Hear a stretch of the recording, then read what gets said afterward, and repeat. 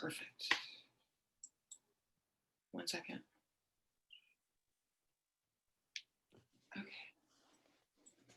Hello, everybody. Welcome, welcome. Good to see you all out there. Welcome to Sacred Activism Propositions. What's really going on? Just a little bit about what the format's going to be today. And this is what I did is something that everybody else can do. I try to make things as simple as possible. You all out there. Can you hear me? Okay, I'll try to make these things as simple as possible. If I can find it, you can find it. It's just that easy. And we'll also be referring you to different places where you can even get more information as you're going forward. The way the format is going to work is I'm going to have a video that's going to really explain to you pros and cons. Then we're going to jump to another slide that really show you how the money has come as of since October the 8th. And what that'll do is show you how much money has been raised, how much money has been raised for yes and for no. And then we'll just have some collective conversation. What do you think about this? Where are you on this initiative? Because I think that that's where the juiciness comes in and where we can actually learn together. So I'm just presenting the information to you. I have a couple of different presenters who will be on here that I selected to work with. So first of all, thank you all for your patience. Thank you for being here, and let's get it in. So we have from 14 to 25 propositions. That is crazy. 14, 15, 16, 17, 18, 19, 20, 21, 22, 23, 24, 25. What is that? 12 propositions? That is craziness. Okay, but this is what happens all the time. We get out. Where does a proposition even come from? Who actually creates these propositions? And how do they get on our ballot? So, and what are we voting for? So here we go. We're going to get started. We're going to start with proposition number 14. All righty. Make sure I got my screen share up. Ready to go. Okay.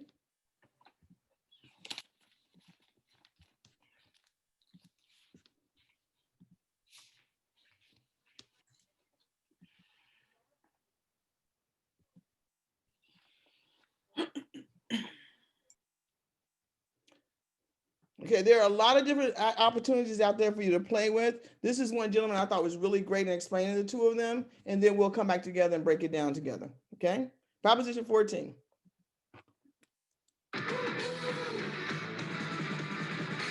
Prop 14 asks you to approve bond money for stem cell research, and it's one of many questions this year that'll take us back in time. The war on terror. George W. Bush would have won Ohio. In 2004, California voters approved then Prop 71. That gave legal protection to stem cell research, hoping to find new medical treatments or cures for everything from Parkinson's to cancer. Prop 71 also approved spending $3.5 billion, both to do stem cell research and to build research facilities. Most of that money went to the UC system, also private universities like Stanford. Today, that $3 billion is almost all spent. The present day Prop 14 would top up the research program with more money. A yes vote approves $5.5 billion for stem cell research and new facilities. Prop 14's money would come from a bond, and that works a lot like taking out a home mortgage. We, the taxpayers, borrow the $5.5 billion and then pay it back in installments plus interest. The analysts figure $260 million a year for the next 30 years. That interest adds up to $2.3 billion for a grand total of $7.8 billion by the time the bond's paid off.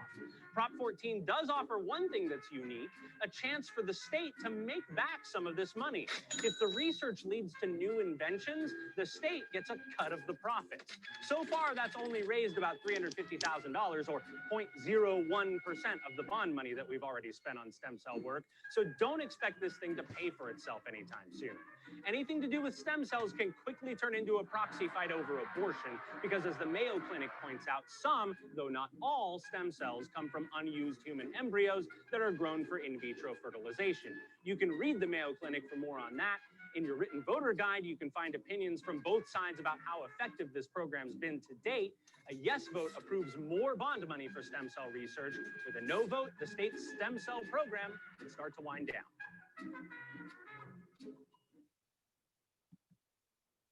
All right, so what's happening in Proposition 14 as of today of October the 8th. has raised over $8,841,000, $8,841,921 to total raise. You can see it's raised by 284 contributors. You can see what the breakdown is. You have one contributor that is opposing it, has put in $250,000 so far. And this is a bond measure that's going to hit all of us. I'm going to take it off a share. And I wanted to just see, like, for Proposition 14 for STEM research, how does that feel for you? What do you think about that?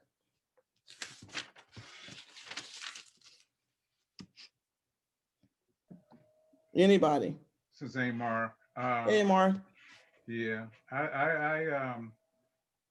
I support it because I think that if you want to stay technologically advanced, you have to invest in research and development. And I'm also aware that already stem cell research has created new medicines and new treatments for a variety of diseases, including cancer. And so I think it's a good thing. I think it holds a lot of potential. Although we can't like put a dollar sign on it, but I think it will produce medicines that will raise money down the line for the state. And so I think it's a wise investment, for health reasons, especially. Okay.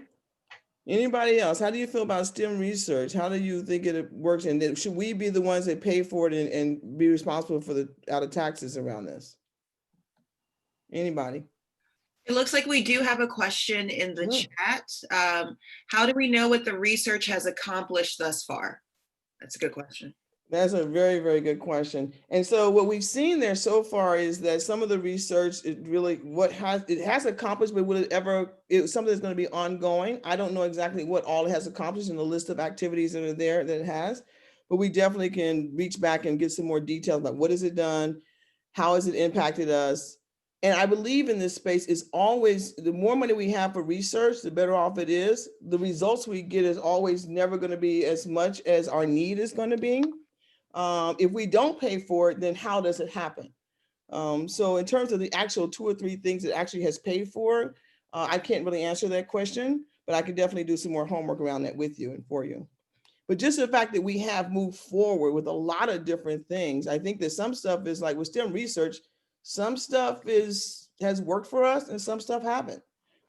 It's an investment is what I would think about in this particular area of research for health. And, we're dealing right now with the COVID. So some of those monies go into that space as well. So having the tools, having the technology, staying ahead of the game, I think this is not ahead of the game, but ahead of the research is one of the things that's been a benefit for us overall. I think that's a tricky piece. What do we know? What 5 things has it helped us with? And I'm sure that if anybody have any questions or have been a beneficiary of anything like that, I definitely encourage you to speak up to that. But it's just about staying in front of it. If we didn't have the resource there, it doesn't mean that we probably still wouldn't have research, but making the investment is really to keep it going for all of us. So it's really more of an investment than anything else. Otherwise, we'll be less resource available for us. So there is a question, which I think will help clarify a lot of things, asking about the approximate tax increase per household. So can you speak a little bit about taxes versus bonds? How does that work? Well, this is a bond, and so it's not necessarily a taxes. So it's just like a mortgage. So let's go back and look at that a little bit more. It's like it's a bond. We'll end up paying it off. I really don't know how. I don't know how to answer that question at all as well. So I do apologize. I can't believe I'm on YouTube. But it's definitely a bond, like he explained a little bit at the beginning. Let me just go back here if that's okay. Let's relook at that again.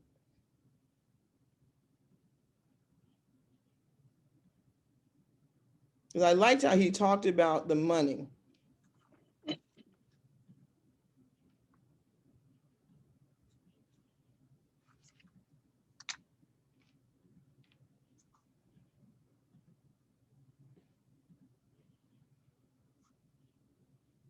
Amount share.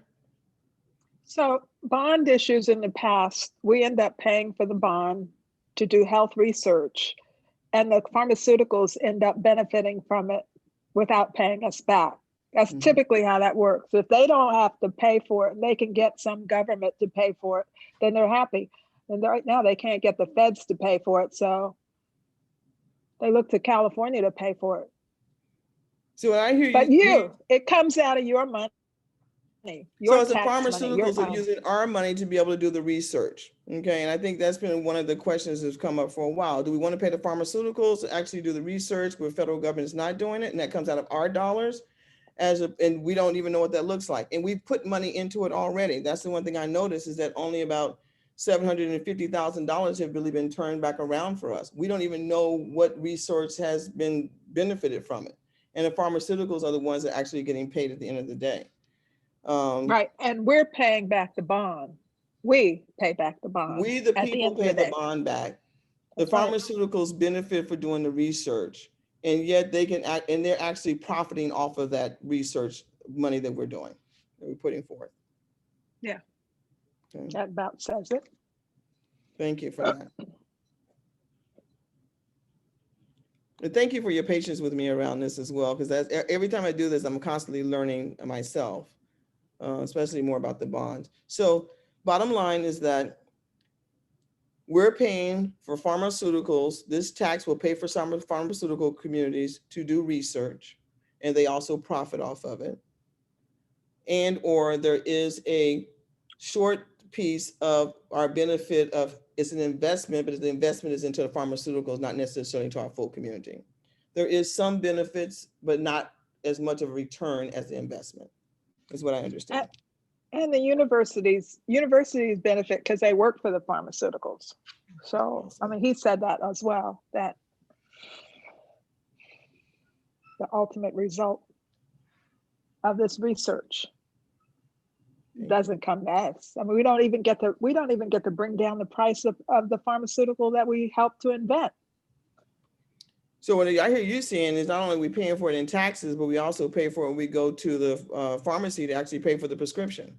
Hello, yeah, that's what we're doing, because they can charge whatever they want. I mean, typical case being people on insulin now. I just wanted to add that I think that you have to have research and development first. You have to have the medicines and the treatments first. You can argue about whether or not you're going to pay and how much you're going to pay, but without the research and development to develop the medicines in the first place, you don't have it. I think the guy also added that a part of this proposition is set up so that when they do develop the medicines, the state of California will then receive a part of the profits from the development of the medicines themselves. And most of the medicines will be developed in places like UC Berkeley, Stanford, and stuff like that.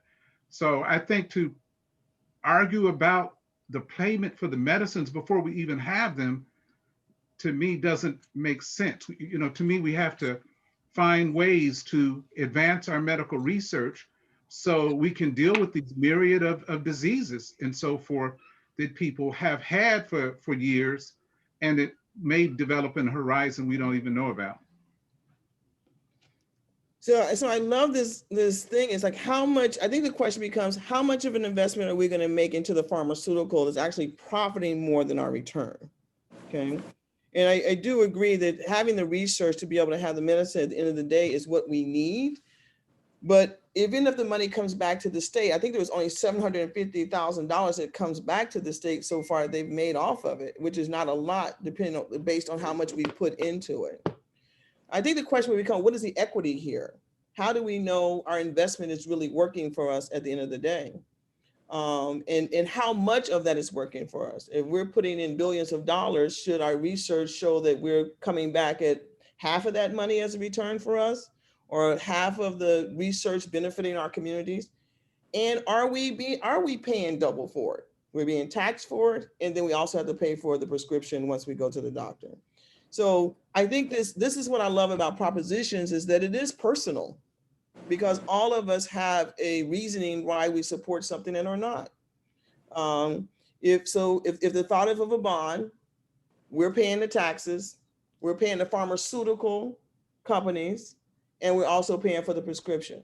The benefit of that is having research that actually provides medicine that heals us, right? That helps us when we're in need, whether it's cancer or HIV or even anything around this COVID virus. If we didn't have that in place, we wouldn't have some of the research available to help us with our medicine now. So it's kind of a catch-22 in a way. And it's also so personal about what works for what your needs are. Some people who have not had the benefit of having to use some of the medicine don't see where their money's going. So any comments or questions on that? I think the financial equity is also a big concern. That's why there is this proposition going, because this is a bureaucracy with serious problems. Mhm. Their integrity and their independency. They call it a lightning rod because of more accountability. So according to the pamphlet, which is always confusing, that there is a lot of concerns about where the money's going, how the money's being spent, and we're all concerned about making sure that there is research for conditions, cures of situations that are present with us now, and also things in the future like COVID. But there is a question about the accountability from the, I don't know which companies these are, but the accountability of the companies. And I'm just reading that from From your guide. From the guide here. Yeah. So it's not just that we're against research, it's just we've been putting millions and billions of dollars into these companies and the results has been minimal. Okay. That's my opinion. Okay. And they may not have been minimal, but they don't have to tie that results into this particular bond. They can tie they can maneuver those results around so that it's not a part of this bond and they don't have to pay anything back from that. They're pretty sneaky. I say no. Okay. Any other question? Anybody else? This is for me, like I said, in my experience of doing this for these past few weeks, there's so much learning going on here, but I think all of it is also so personal about what do you know, how much you know about bonds, what's your personal experience about, benefiting from research. And so this is the value of this conversation, is our shared knowledge together. So thank you all for that. Anything else on 14? It looks like people are ready for us to move on since we have 11 more propositions. Are there 11 more propositions? Yeah. Oh my gosh. All right, let's move on. Too. All right. Thank you for that. Thank you everybody for playing full out on that. I really do appreciate the expertise in that. Okay.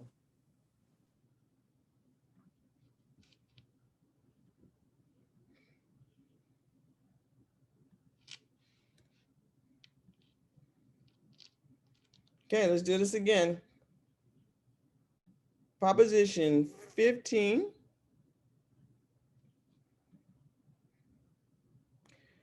Proposition 15 increases funding for public schools, community college, local governments, services by taxes, assessments, and commercial and independent property initiatives. So here we go.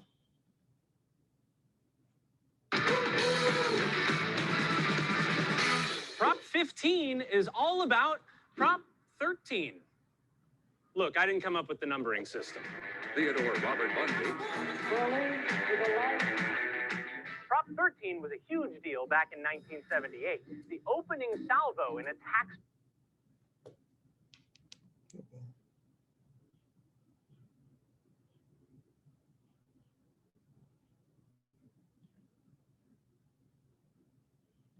revolt. It did two big things. It capped the tax on all properties at 1% of the sales price, and it put a 2% cap on how much property taxes can increase every year. If you own real estate in California, this means that the value of your property can go sky high over the years, but your property tax bill will stay low. The benefit applies to homes and businesses alike. The present day Prop 15 would eliminate that 2% cap, but only for business property. Prop 15 does not remove the 2% cap on property taxes for your home. Opponents argue it could be a slippery slope to that someday we may be asked to undo the cap on home property taxes, but that's a hypothetical. Prop 15 specifically exempts houses and farms from this tax hike. What it would do is tax commercial and industrial property based on the current market value instead of the old sales price. In a nod to small businesses, Prop 15 also exempts commercial property that's worth less than $3 million from this change. Prop 15 also has a much smaller tax cut, waiving taxes on the first $500,000 of every business's equipment. All told, the analysts figure higher property taxes on California businesses anywhere from $6.5 to $11.5 billion each year. That's a wide range, maybe even more uncertain now because we don't know how COVID's going to affect property values. County tax assessors will have to do a lot more work to tax this way. Prop 15 dedicates hundreds of millions of dollars every year to help them hire more people to crunch all the numbers. The billions raised in higher taxes are dedicated 60% to local government, 40% to education. A yes vote on Prop 15 approves the property tax hike on businesses. A no vote rejects it.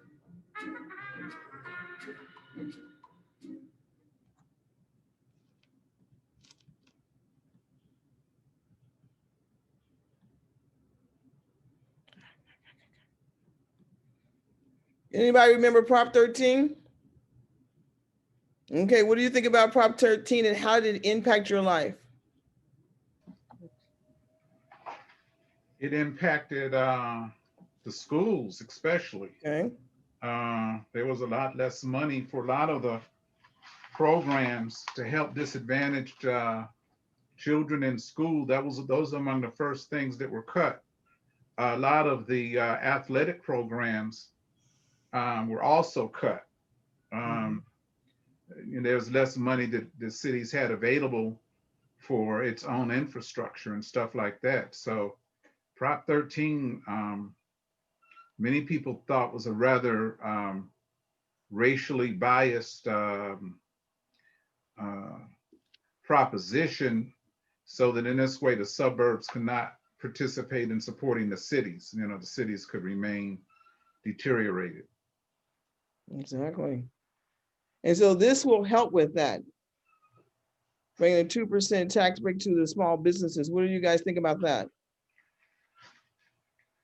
I say yes, because the other thing that Proposition 13 did, it was decimated the mental health services in California.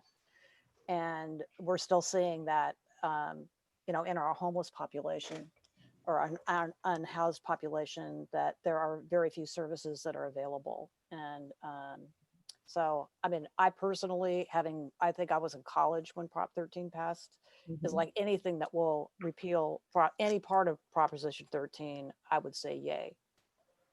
Okay. I have a question. Yes, ma'am. Over the years, there have been a lot of bills that supposedly were supposed to help with the education. They came out with the reason to allow gambling was because money would come for the education. And there were several other bills. And I have not seen not one change in terms of the education. And they keep getting more and more money. Where is the money going? Where is the money? It's not going toward education, but we keep passing bonds and all kinds of things, and it's not happening.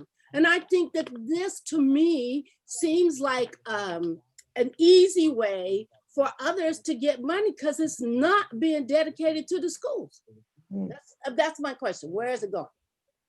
If I knew where the money was going, oh my God, I'd be in a hole. It'd be raining. Everybody. It would definitely go to the schools if I knew where it was going.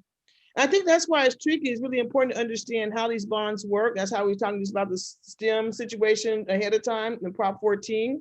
How is that money being spent? How is it actually benefiting our communities? These are all great questions. You know, how do other people feel about this one? I mean, I'm from Oklahoma, but I've been hearing about Prop 13 the whole time I've been here. It's been one of the most devastating initiatives or propositions that hurt California in a way that no other initiative has. And this seems to be an opportunity just to get a little bit of that back, to put it into the schools and not taxing everybody, but just taxing the businesses. And even with that, there's still a lot of give there as well. But the impact of Prop 13 took California's school system from being the top of the game to the bottom of the game. So it's really been devastating. And also with these bonds, initiatives, measures, propositions, it's different. So you might have a sitting that passes a proposition or measure that's just for that sitting, and then or a county, and then or a state. And so these are all your state propositions that we're working on. So this is, for some folks, a really good opportunity to scale back a little bit of that Prop 13, to move forward, getting more resources that actually really go into schools and to communities to really do the work where we can actually be able to see the benefit of it. But we have lived the devastation of Prop 13. And this is an opportunity to be able to shift that a little bit. Yes. I have some concerns, obviously. It's fascinating though, because this literally is the convergence of conservative politics of the 70s and Reaganomics, and now the more progressive AOC politics kind of smashing together. Yeah. And I definitely support a repeal of Prop 13, but I worry, particularly given how devastating COVID has been on businesses around the country, even with this carve out, you know, how many businesses are going to be around to absorb yet another tax? And I appreciate that the breakdown is 60% to local governments, 40% to education. But I have to admit, it's confusing because I think there are even local propositions dealing with education funding. And then you're like, well, how is this all going to play out? And then what is this going to mean 20 or 30 years from now when this bill is due? Because it's not a tax today, but it is an IOU for the future. So I theoretically, I support it, but right now, pragmatically, I have some grave concerns. Yes. Yes, Miss Annie. Hi, I think there was some kind of a cutoff where businesses that only made a certain amount weren't going to be impacted. I didn't catch it all. I think it was $1 million. I think it was something like that. No, it was I just want to say, when I first moved to California, I started working at Highland Hospital. I worked there for 26 years, and Prop 13 decimated healthcare for people who didn't have insurance. It just wreaked havoc on the entire system for the entire time I was there. And it was just a horrible thorn in our side as healthcare providers, because there was never any money. So it just had a terrible impact on the folks who relied on Highland for their healthcare. When you talk about there wasn't any money, really understanding the impact. So because there wasn't any money, what did that do for your services? Well, one of the things we were most known for were these chronic, long waits in the emergency department. I mean, hours and hours and hours and hours, and gurneys lined up along both sides of the hall in the emergency department, and people just waiting and waiting and waiting to be taken care of. It was horrible. It was just horrible. I just want to offer Hey, Maria. under fiscal effects. Hi.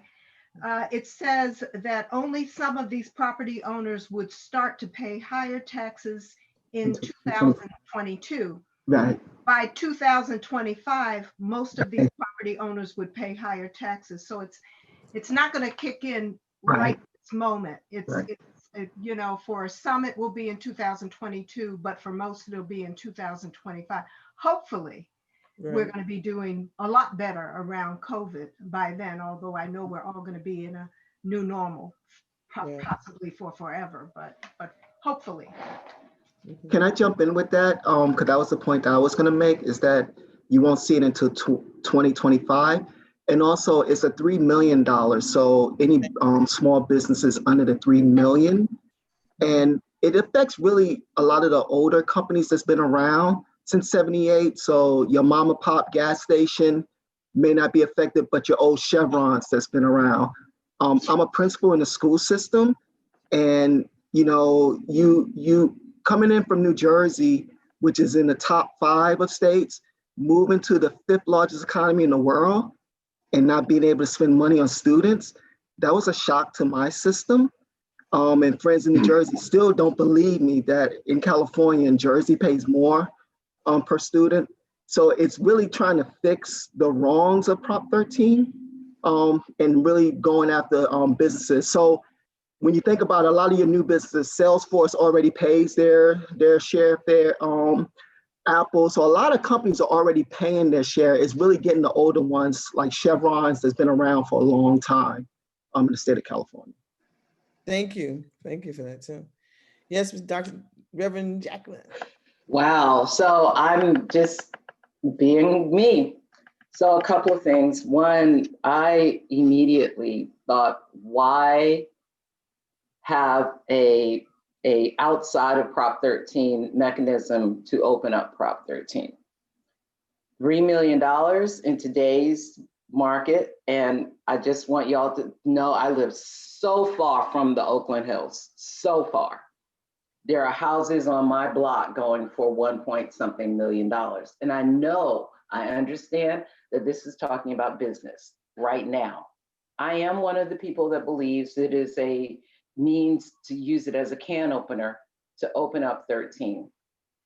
I know people, and I almost want to say people on this call, but I'm not trying to be in anybody's business like that, who could be impacted by an increased property tax.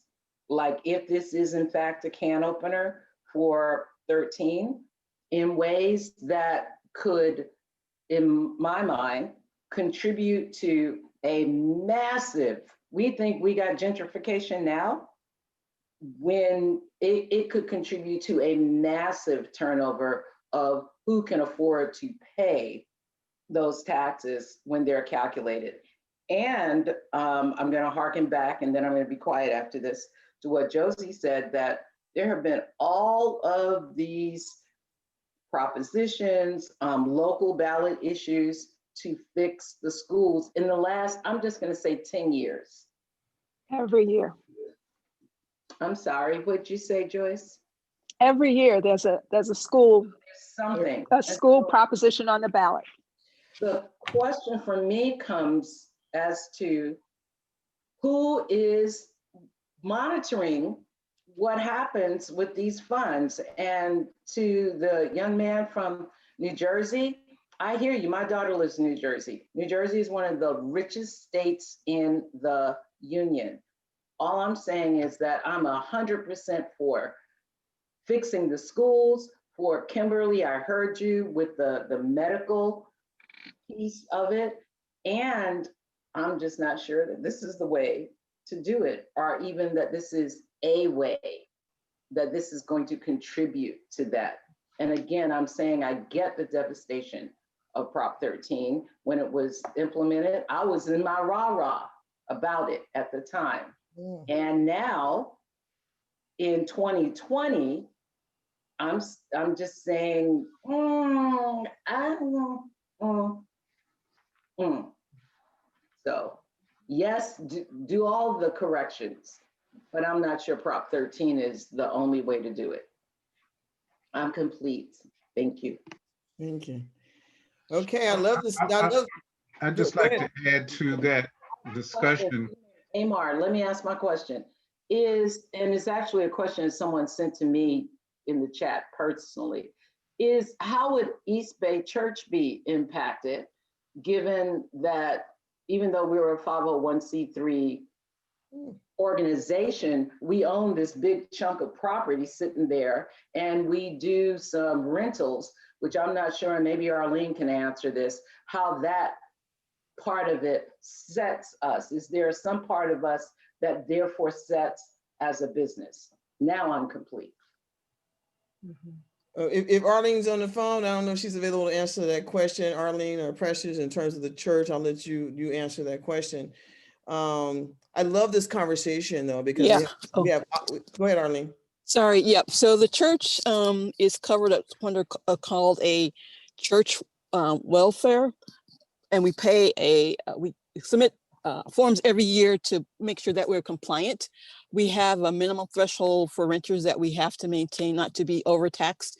And right now our taxes are quite low for what we own. So right now, no impact to us. And I don't believe based on the threshold of this bond, we won't be impacted either. Yes. But if that changes, I'll let everybody know. Yes. But there is interest now in taxing religious organizations as well. So, you know, we're all subject to. Yeah, for 2021, we haven't, we've already filed and we have our low rate. So we'll see what happens going forward after the vote. Okay. And I'd just like to add that, you know, if you're going to fix some of the imbalances of Proposition 13, so you have to begin somewhere. And I don't think that, in my opinion, we should project into what the future is going to hold. You know, maybe there may be future propositions that try to bring back some of the property taxes that were lost in Prop 13, but this is not it. This is not that.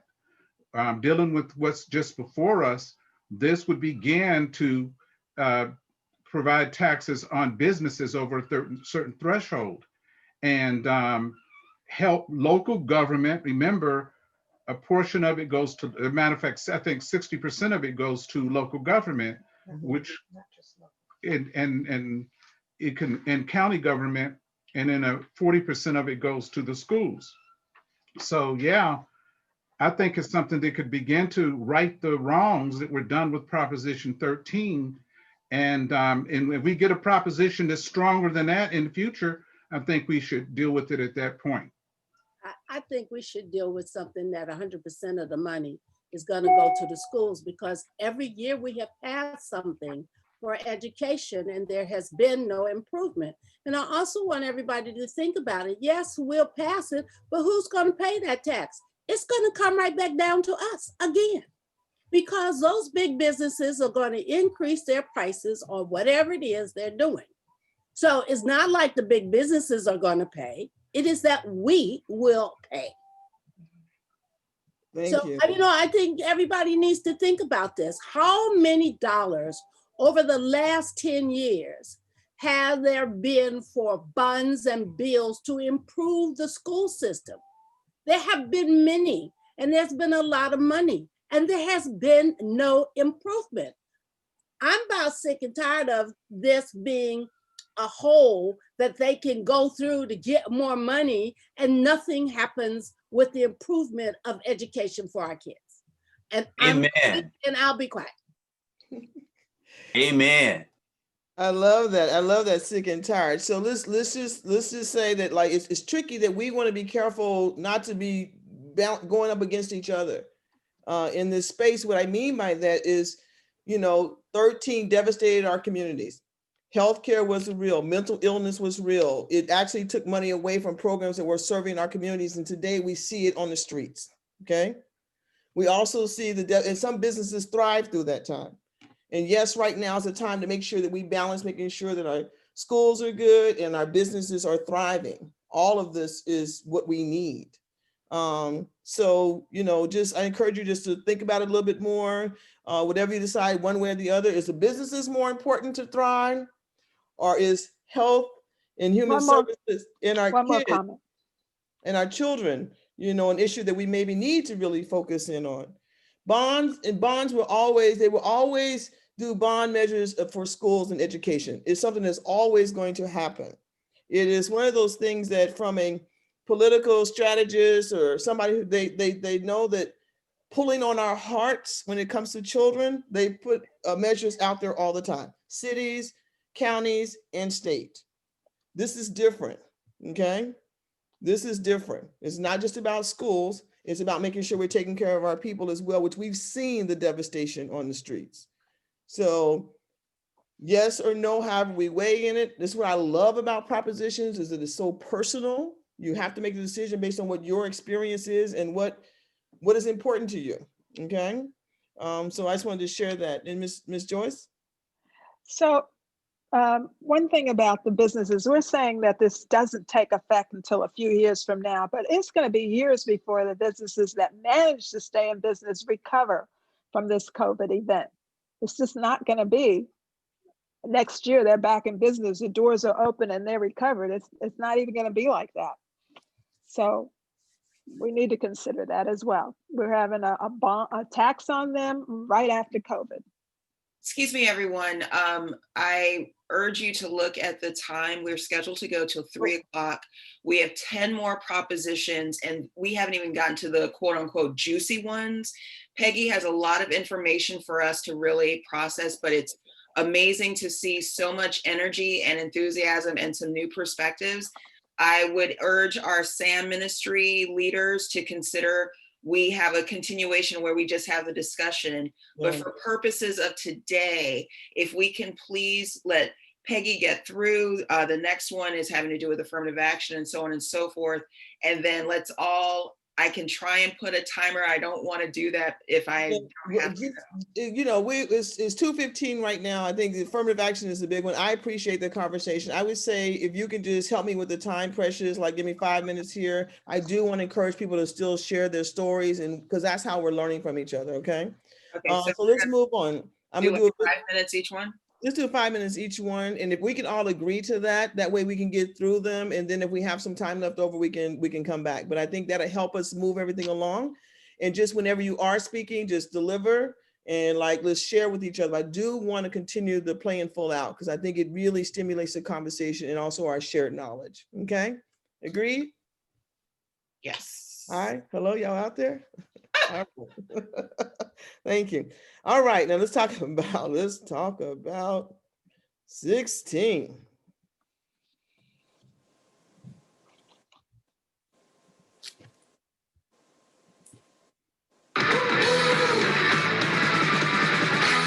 Depending on who you ask, Prop 16 is either about promoting affirmative action or undoing a legal guarantee of equal rights. This one comes down to what you believe is the best way to address racial inequality. This is another issue we've voted on once before. Back in 1996, California voters passed Prop 209. Modeled on language in the Civil Rights Act, it put these words into the state constitution.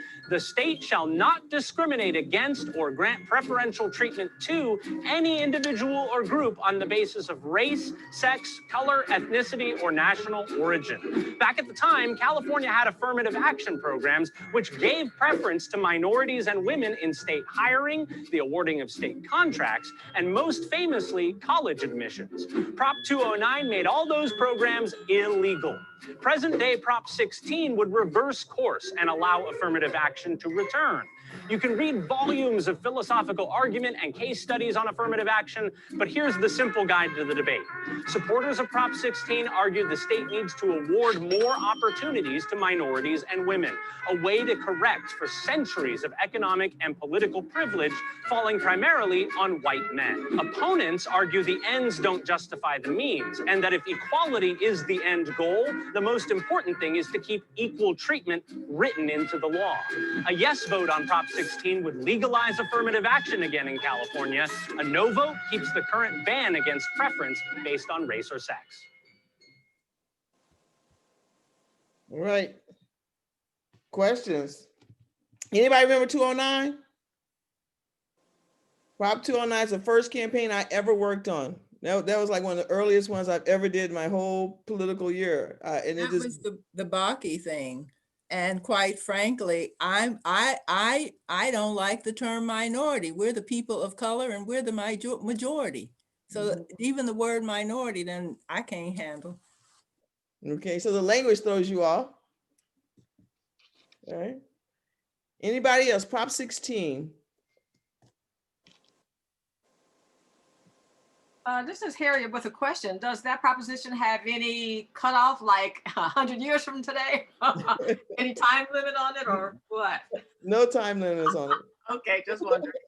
We're gonna get it in forever until there's another proposition. Okay. Well, you know, when they passed that proposition, I think they had reached a situation like, for example, at UC Berkeley, where they got up to like 12% of the student population being minorities, you know, or people of color. But after this passed, man, it went down to like 4%, 5%, something like that. And it's never recovered since. I think that when you're looking at issues of racial inequality, you have to create instruments in order to level the playing field. Yep. And we all know that white people practice affirmative action for themselves. Let's keep it real. The alumni practice affirmative action for their children. And they get into the UC Berkeleys and Stanfords of the world because their parents went there, because their parents are alumni. And that's what that big case was about, where people ended up going to jail because they used their superior economic status to shoehorn their children into the top schools. Yeah. This is a way to try to legally make it possible for African Americans to have access to higher education. And I'll be honest with you, without those kinds of programs years ago, I went to the University of Michigan. I don't know from Detroit if that would have been open or possible without, you know, them having some legal remedies such as this to give me access to higher education. Mm-hmm. Anybody else want to comment on this? Thoughts? Someone did say something, I think that's a good way to close on this, where Janice, changing laws won't change people's hearts or minds or change systemic racism. So, and that's my time. That's your time. And you're absolutely right about that. But we definitely saw a difference when 209 passed. I remember it like yesterday. And so even, you know, helping to enhance the playing field, you know, what this is really representing. I have a comment. Yes, Ms. Webb. Even though it doesn't change the minds and hearts of folks, it does let us in, and we need in. Exactly. Exactly. Give me access. Just give us access. We will blow it out the water. Just all we need, just equal access. So one thing I'll say, just kind of in quick closing, I don't know if we're going to talk about the amount of money that's being spent. The pro camp is outspending the anti-camp by millions, and yet this bill is still, it's not popular. So whatever we can do as supporters of it to get that word out, to change that conversation, to see it as expansive, I think that's the work for us to do. And so just in terms of those numbers, so we looked at that, this just gives you an idea about where it is. Okay, and it's fascinating. So look at that, 18 million. 542 contributors, as opposed to 3,149 contributors. That kind of gives you a balance. Okay. Awesome. Prop 17. We're moving on.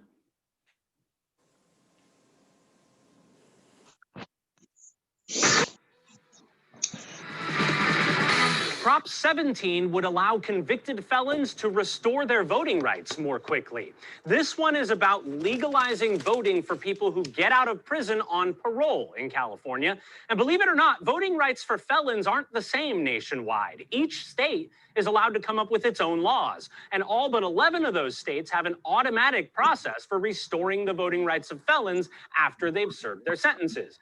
In California today, when a person gets out of prison on parole, they have to finish that parole before they can legally vote again. The state legislature put Prop 17 on your ballot, asking you to change that and allow voting rights to be restored earlier. This change wouldn't put California way out on a limb. 16 other states and the District of Columbia already allow people to vote during parole. Supporters argue this is about helping those people re-enter society after they've served time behind bars. Opponents argue that people on parole are still serving sentences, and they should have to wait until that's over before voting again.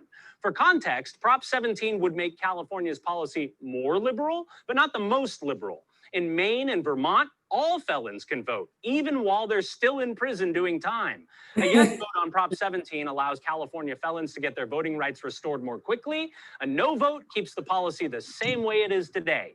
No voting rights until parole is over.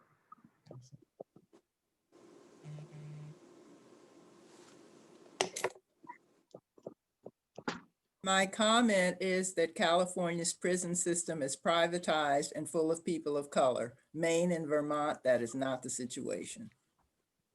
Interesting. Well, I agree. The majority of the people in jail are African Americans and Hispanics, and we need them to vote.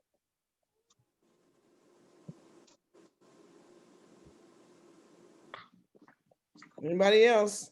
Yeah, and our parole system is so flawed that once you get into that system, it's so hard to get off parole that it's ridiculous. And if people have served their term, let them vote. And I agree. I think they should be able to vote before that is even over. Yeah. To me, this is a no-brainer. For people of color, absolutely a no-brainer. It just takes too many of, and the inequities in being put in jail in the first place. So not even to be discussed, in my opinion. Same with, I didn't say anything, but same with Prop 13. It's, I'm sorry, the last one we just talked about. Prop 13, Prop 16, which is Prop 209. Yes, that's a no-brainer for people of color, because we know we've been denied access. It's like, please, just quit playing with me. Exactly. I'm very concerned that it won't, because many people would never have gotten to graduate school. I'd never have the life that I have now had it not been for Prop 13.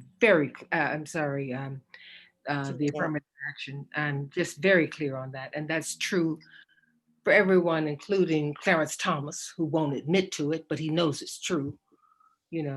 We just wouldn't have had access, and we need access again. So maybe we don't need 5 minutes on this one. Maybe we're all in agreement. Is there a no? We got a grievance on this one. Just because you brought 209 back up, I just want to be able to reiterate what Precious just said. We're losing that battle right now. It's losing. Okay. So we need to do everything we can. Well, I'm trying to be biased here. Do everything we can to get everybody we know to get real about that. Okay. Because that initiative, we're losing on 16 right now. Okay. Yeah, that's 16, 17. Ready? Let's go on to 18 because we're done with that. Okay. Prop 18 is another question. Sorry. It's my bad. Prop 18 is another question about. Am I sharing it with you? No. Sorry about that. Let's go back. My bad. Let's see that.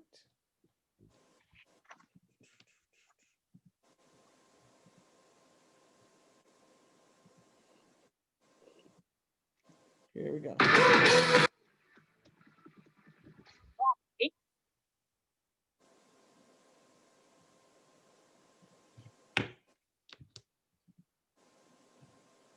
Oh my gosh, Peggy. Now. 18 is another question about who has the right to vote. This one's about letting 17-year-olds cast ballots, and it's not as sweeping as it sounds. Not all 17-year-olds would be allowed to vote under Prop 18, only some would. Prop 18 would make a very specific change that only affects primary elections. Let's say, hypothetically, you were born Halloween in an even year, just a few days before the November election. The way it works in California now, when you turn 18, you can legally vote that November, but not during the primary election earlier that same year. The state legislature is asking you to pass Prop 18 to change that. Supporters argue that these younger voters deserve a chance to decide who's going to be on their November ballot. Opponents argue we got to draw a line somewhere, and 18 is plenty old enough. A little less than half of states already have policies to allow some 17-year-olds to vote in certain circumstances. A yes vote on Prop 18 opens up primary voting to those 17-year-olds. A no vote keeps California voting age at a firm 18. And so these are the sponsors, how much money is already out there, the supporters, contributors at 222, $666,000, no money raised for the opposition. Is this something we need to spend some time on? How do you feel about 17-year-olds voting in the primary? Great, sure. Right, build that muscle, get them going, get them engaged. While they're clearly in high school where, you know, they'll be. Okay, somebody jumped on, missed that. So Hello? we're on agreement with 17-year-olds voting in the primary. Yeah. All right, let's keep it moving then. Thank you.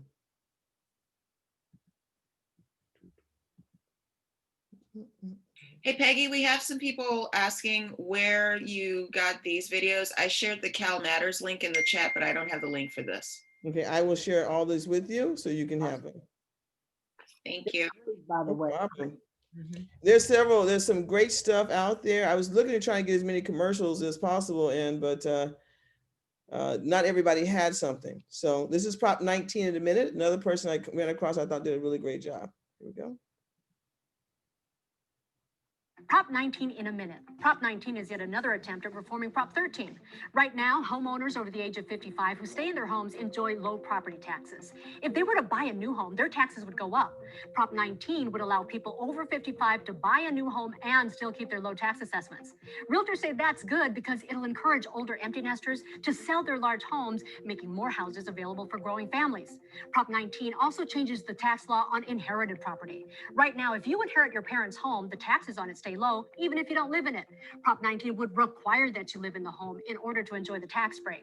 If it's a second home or a rental, you'd have to pay taxes on its fair market value.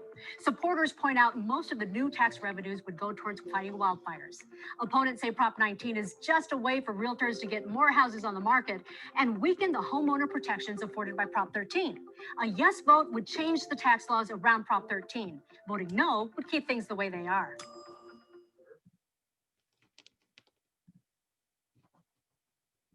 And so in terms of who's spending money, or the money piece of it here, so really, it's interesting. It's interesting. Look at this. 45,000 opposing with 3 contributors. $41 million. $41 million.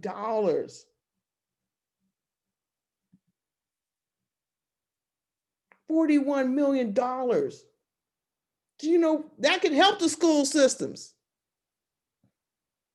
If we took all this money they spent on all these propositions to get us to vote, that would change the game to our lives.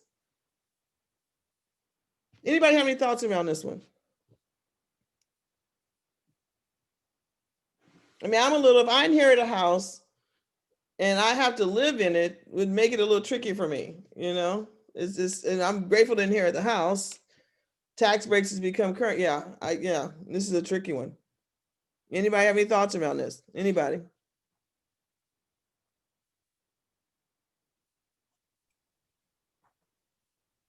This is another no-brainer? I mean, I think it's important to look at the money behind this. I mean, personally, as someone who does not own a home, I certainly can appreciate any effort to try and increase the density of housing here in the state. I'm wary of the people behind this particular bill. I shared an image that gives a breakdown of who's spending the money in support or opposition of all of the different propositions, and it's really quite startling in a lot of cases.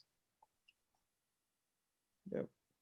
And I'm going to pop that up too at the end, Precious, so people can see who's actually spending the money for the different initiatives, propositions. I mean, as a younger person wanting to buy a home, if this proposition can encourage some older folks to sell their home, that's kind of attractive. Just saying.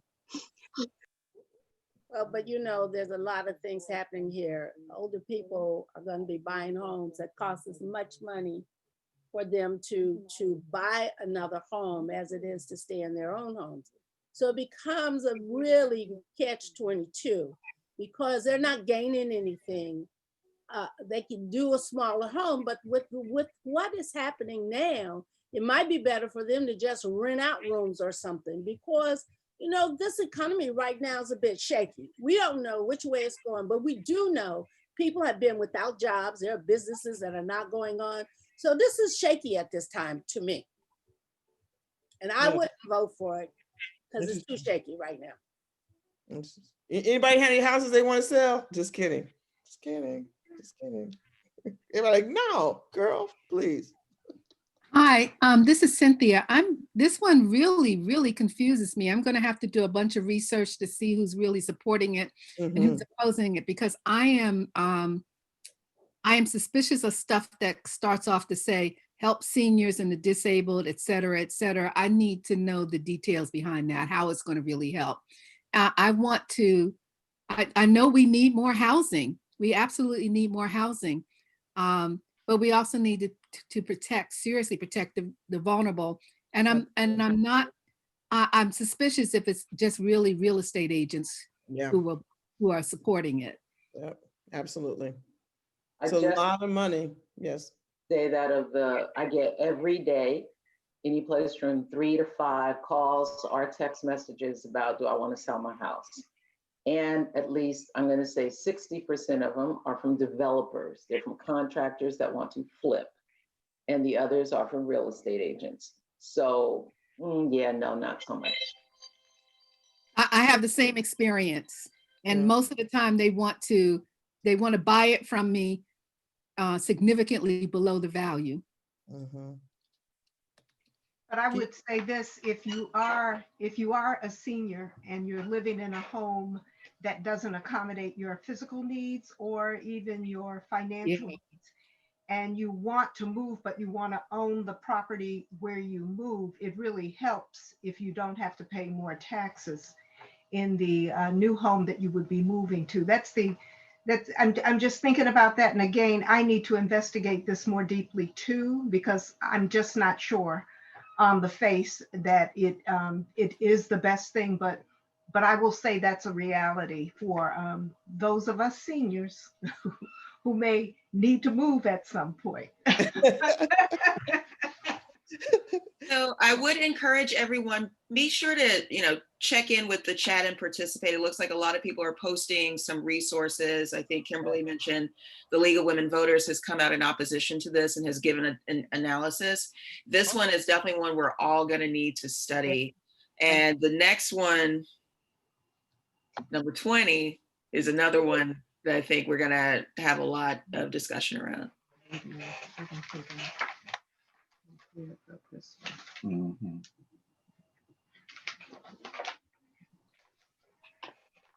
Prop 20 in a minute. This prop would make changes to criminal sentencing.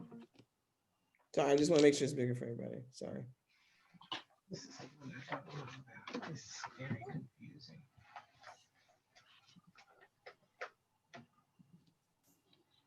Prop 20 in a minute. This prop would make changes to criminal sentencing. Here's how. Right now, certain crimes like firearm theft, car theft, and credit card fraud are misdemeanors. Under Prop 20, people accused of these crimes could be charged with felonies. Prop 20 would also require that people convicted of certain misdemeanors committed before 2014 submit DNA samples to state and federal databases. Prop 20 would also change rules around parole. It would require parole boards to consider a list of new factors when granting parole, things like age, mental condition, and job marketability. Supporters include law enforcement agencies who've argued California needs to get tougher with its criminal sentencing. Opponents, who include former Governor Jerry Brown and the ACLU of Northern California, say crime is down in California. There's no need to return to mass incarceration and harsh sentencing. Voting yes for Prop 20 means supporting tougher charges for certain crimes and more stringent parole requirements. Voting no keeps things as they are.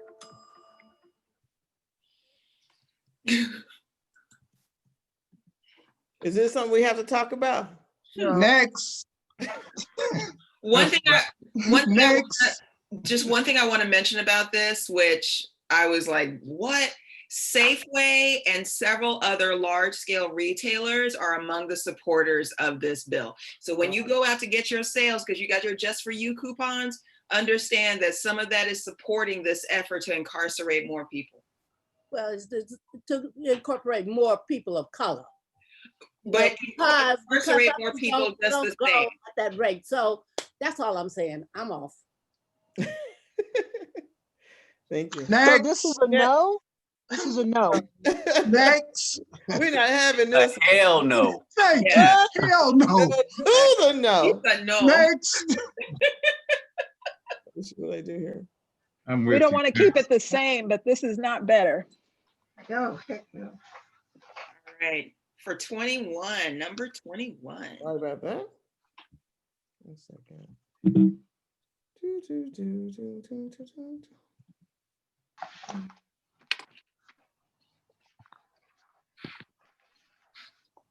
There's a lot of stuff to read on 20.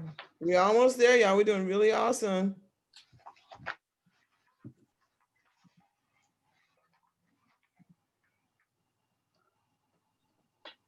Prop 21 in a minute, rent control expansion. California has 1 second, my bad. I just had to make it bigger. Prop 21 in a minute, rent control expansion. California has some of the strongest protections against rent hikes, but Prop 21 calls for more. It would repeal portions of the state's current rental control law by allowing local governments to apply new rent controls, but only on housing that's more than 15 years old. Landlords with 1 or 2 single-family homes are exempt. The main backer is the founder of the AIDS Healthcare Foundation, who was behind a similar failed ballot measure in 2018. He argues the housing affordability crisis will continue as long as landlords can immediately increase rents to market rates once a tenant moves out. Senator Bernie Sanders is another supporter of Prop 21. The California Apartment Association, representing landlords, has lined up diverse opposition, including some affordable housing advocates and social justice organizations. They say Prop 21 does little to solve the state's housing crisis and won't build affordable housing. A yes vote supports local governments to enact rent control on homes more than 15 years old. A no vote keeps the ban on rental control on homes first occupied after February 1995. This gives you a little look at the money as well. I just would like a little bit more explanation on that because I'm still like not clear what she said. Right. She got cut off. I didn't hear most of it. Really? No, no. Apologize. She's 1 minute. Okay. Prop 21 in a minute, rent control expansion. California has some of the strongest protections against rent hikes, but Prop 21 calls for more. It would repeal portions of the state's current rental control law by allowing local governments to apply new rent controls, but only on housing that's more than 15 years old. Landlords with 1 or 2 single-family homes are exempt. The main backer is the founder of the AIDS Healthcare Foundation, who was behind a similar failed ballot measure in 2018. He argues the housing affordability crisis will continue as long as landlords can immediately increase rents to market rates once a tenant moves out. Senator Bernie Sanders is another supporter of Prop 21. The California Apartment Association, representing landlords, has lined up diverse opposition, including some affordable housing advocates and social justice organizations. They say Prop 21 does little to solve the state's housing crisis and won't build affordable housing. A yes vote supports local governments to enact rent control on homes more than 15 years old. A no vote keeps the ban on rental control on homes first occupied after February 1995. She was talking fast. Now, what did she say? So I live in an apartment complex, and so one of the things is if I move out from my place right now, I've been so fortunate to live there for 17 years. I pay $1,200 a month for rent, great place. If I move out, the rent's going to go up to $3,000. Okay, so this is to help protect that and to be able to encourage that rent control measures will kind of like keep that rent from going all the way up to market rate. And actually just maybe go up a little bit percentage and actually, so that's kind of what I got out of that more than anything else. So my question is, because I know that city to city is different. I live in Castro County. I don't know if they got rent control. When mines go up 10% every year, and that's a lot of money. Yeah. Where I understand if I was in Oakland or Berkeley, it'd be a lot less. So if they saying this would be a California thing that they would have to go straight across the board. I'm not. No, I don't think it's California. It's also No, It sounds like it's still up to the local government to local decide. government. So if you live in an area that is resistant to rent control or very pro-business, they're not going to take this on. This is just giving them the avenue to do it, because I guess there's a state law that prohibits particular types of rent control, and this, I guess, would get rid of that. And also the argument is that it doesn't offer us any more affordable housing. Right. That's one thing I also heard with there as well. So it keeps, this is tricky. This is really a tricky one, especially if you own property, right? And if you own a piece of property and it's a fourplex and you've had tenants in there for 17 years, right? And you've been at a certain rate, you don't get to benefit on the market rate. So some people are like, I need to benefit on the market rate so I can fix the roof. And so it's just, it's been tricky for different people. So each city, each local government be able to make that decision. 10% increase, 10% a year? Is that what I heard you say? Yes, ma'am. That's a lot. 10%. That's a lot. That's crazy. It's a lot. It is a lot. And it was so sad because it was $50 a year until this boom happened. And now they're trying to catch up with the market rate. So last 3 years, I paid 10% increase. Right. So it doesn't. So there are rent laws that the state has, and what this is saying is that your local district can modify that. And our district, I don't know about you, but Oakland already does have modifications. It does. So I think places like Oakland and San Francisco are structured a little bit differently under the state constitution, which gives them a little more leeway, but even that still has some constraints. So if I'm understanding this proposition correctly, it would extend some of that leeway to, I believe they're called charter cities, so that they could do this as well. But I think if the point of this is to expand housing, I don't see how it does it, because it runs counter to, there's nothing in here to incentivize anyone going through and actually building new housing stock, which is what we need to address the issue. So I just would like to add. Can I add something? Can I add something? It sounds to me like this is really about rent control, isn't it? Isn't it about the fact that if one person leaves a house, that they're limited as to how far they can raise the rent, which seems to me would give more people access to housing. If we don't pass this and they can raise the rent to market value, it would put less housing available. Strikes me. Well, I find it. And I agree with that. Now, can I add something to that? I think we need to realize that we have a lot of people who are being pushed out of the market in Oakland and San Francisco, and they're moving out to other areas.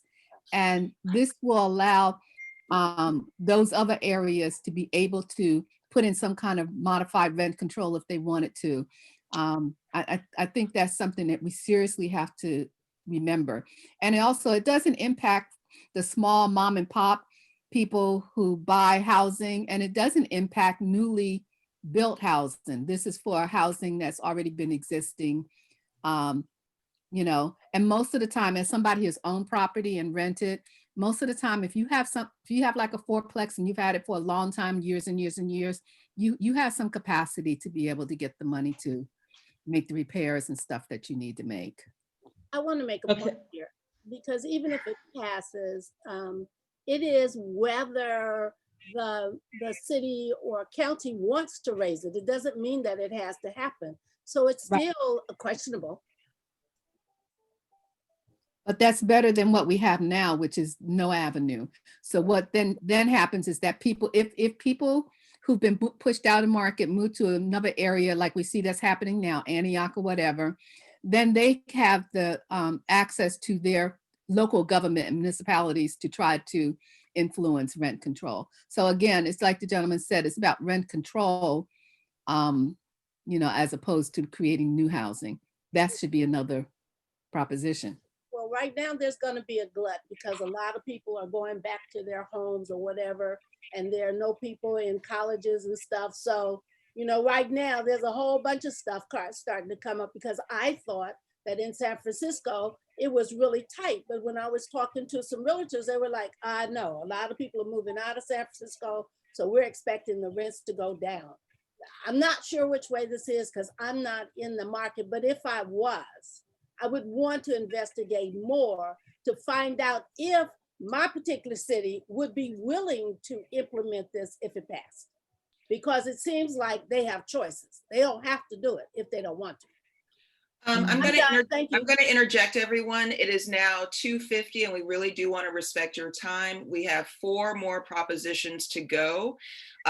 So the next one is one that you've probably gotten sick of hearing about. So why don't we go ahead? If you could, Peggy, jump on 22. So I'm gonna do this a couple of ways. We're gonna have the first video, then a couple after this, okay? Just so you can take a look at it. Okay.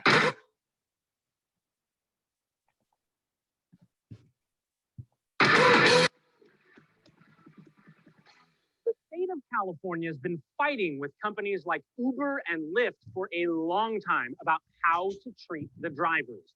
The industry wants those drivers to stay independent contractors. That's cheaper for those companies. It's also at the core of their business. They sold drivers on the idea of only working when they want to log on to the app. But California's legislature passed a law to make these workers employees so that those drivers can earn benefits and get paid at least minimum wage for their time. The rideshare companies aren't having it. They still consider their drivers independent contractors. The state actually sued to try to force the companies to change. With the proverbial game on the line, the rideshare companies decided to call for a Hail Mary. They paid for a campaign to ask you, the voters, to overrule the lawmakers you elected. That's what we're voting on in Prop 22. It would make the drivers independent contractors with benefits. First and foremost, Prop 22 includes a version of minimum wage for the drivers. Driving time would be paid at least minimum wage plus 20%. That's $16.80 an hour instead of next year's $14 minimum wage. But there's a catch. Driving time only tends to make up about 2/3 of an app driver's workday. The nonpartisan analysts tell us the rest of that time the drivers are sitting there logged into the Uber or DoorDash app, just waiting on the next gig. Prop 22 would pay that waiting time at a rate of nothing. Drivers would not be entitled to company health insurance either, but people who clock at least 15 hours of driving time each week would get at least some money to help buy a health plan on the state exchange. Prop 22 also locks in a lower reimbursement rate for mileage than what most employees get when they're paid for driving their own car for work. The industry tossed in yet one more of its policy goals. Prop 22 includes a ban on local rideshare rules. Drivers will want to read all of the fine print because it gets pretty detailed. But the big picture is this. A yes vote on 22 makes drivers contractors and gives them new benefits. Those benefits are less than what employees get, but more than what drivers get today. A no vote keeps the current law making drivers employees, the same law the state's trying to enforce in court.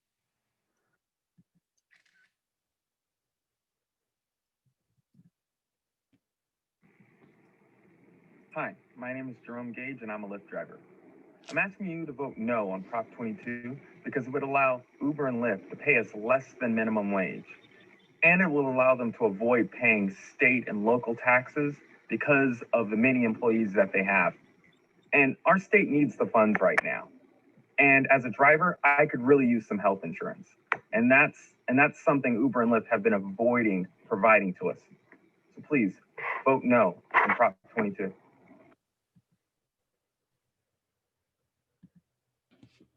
My wife and I were high school sweethearts, and we just had a baby together. I have a full-time job. Driving on the side helps pay new bills for the baby. Me and my wife call it the baby fund. That flexibility is something I really depend on, especially with my crazy schedule at my job. The extra income helps to make ends meet. That's why I support Prop 22. 22 protects the ability for me to drive as an independent contractor while providing new benefits so I can be there for my family. So many people need this. Please, vote yes on Prop 22. So this is the money piece for that. Just a little difference, just a little difference right there. $186 million. Oh my God. Is that not crazy? I mean, that alone is crazy. So is anybody Lyft drivers or Uber drivers? Have you ever been? Yeah, Anybody? I'm an Uber driver. Yeah. What are your thoughts around this? I was a Lyft Well, driver. I think that what we're looking at here is a new employment platform with Uber and Lyft, which is outside of the traditional framework of what we call employees. And I think our society in general, and it's happening all around the world, quite frankly, have a hard time adjusting to a different platform. And I do think that the way it is set up, it makes it easy for you to access. It makes it easy for you to make money on the side. I think pushing for better benefits within the context of this new employment platform makes sense, like healthcare, trying to get above the minimum wage. I mean, I think all those things matter.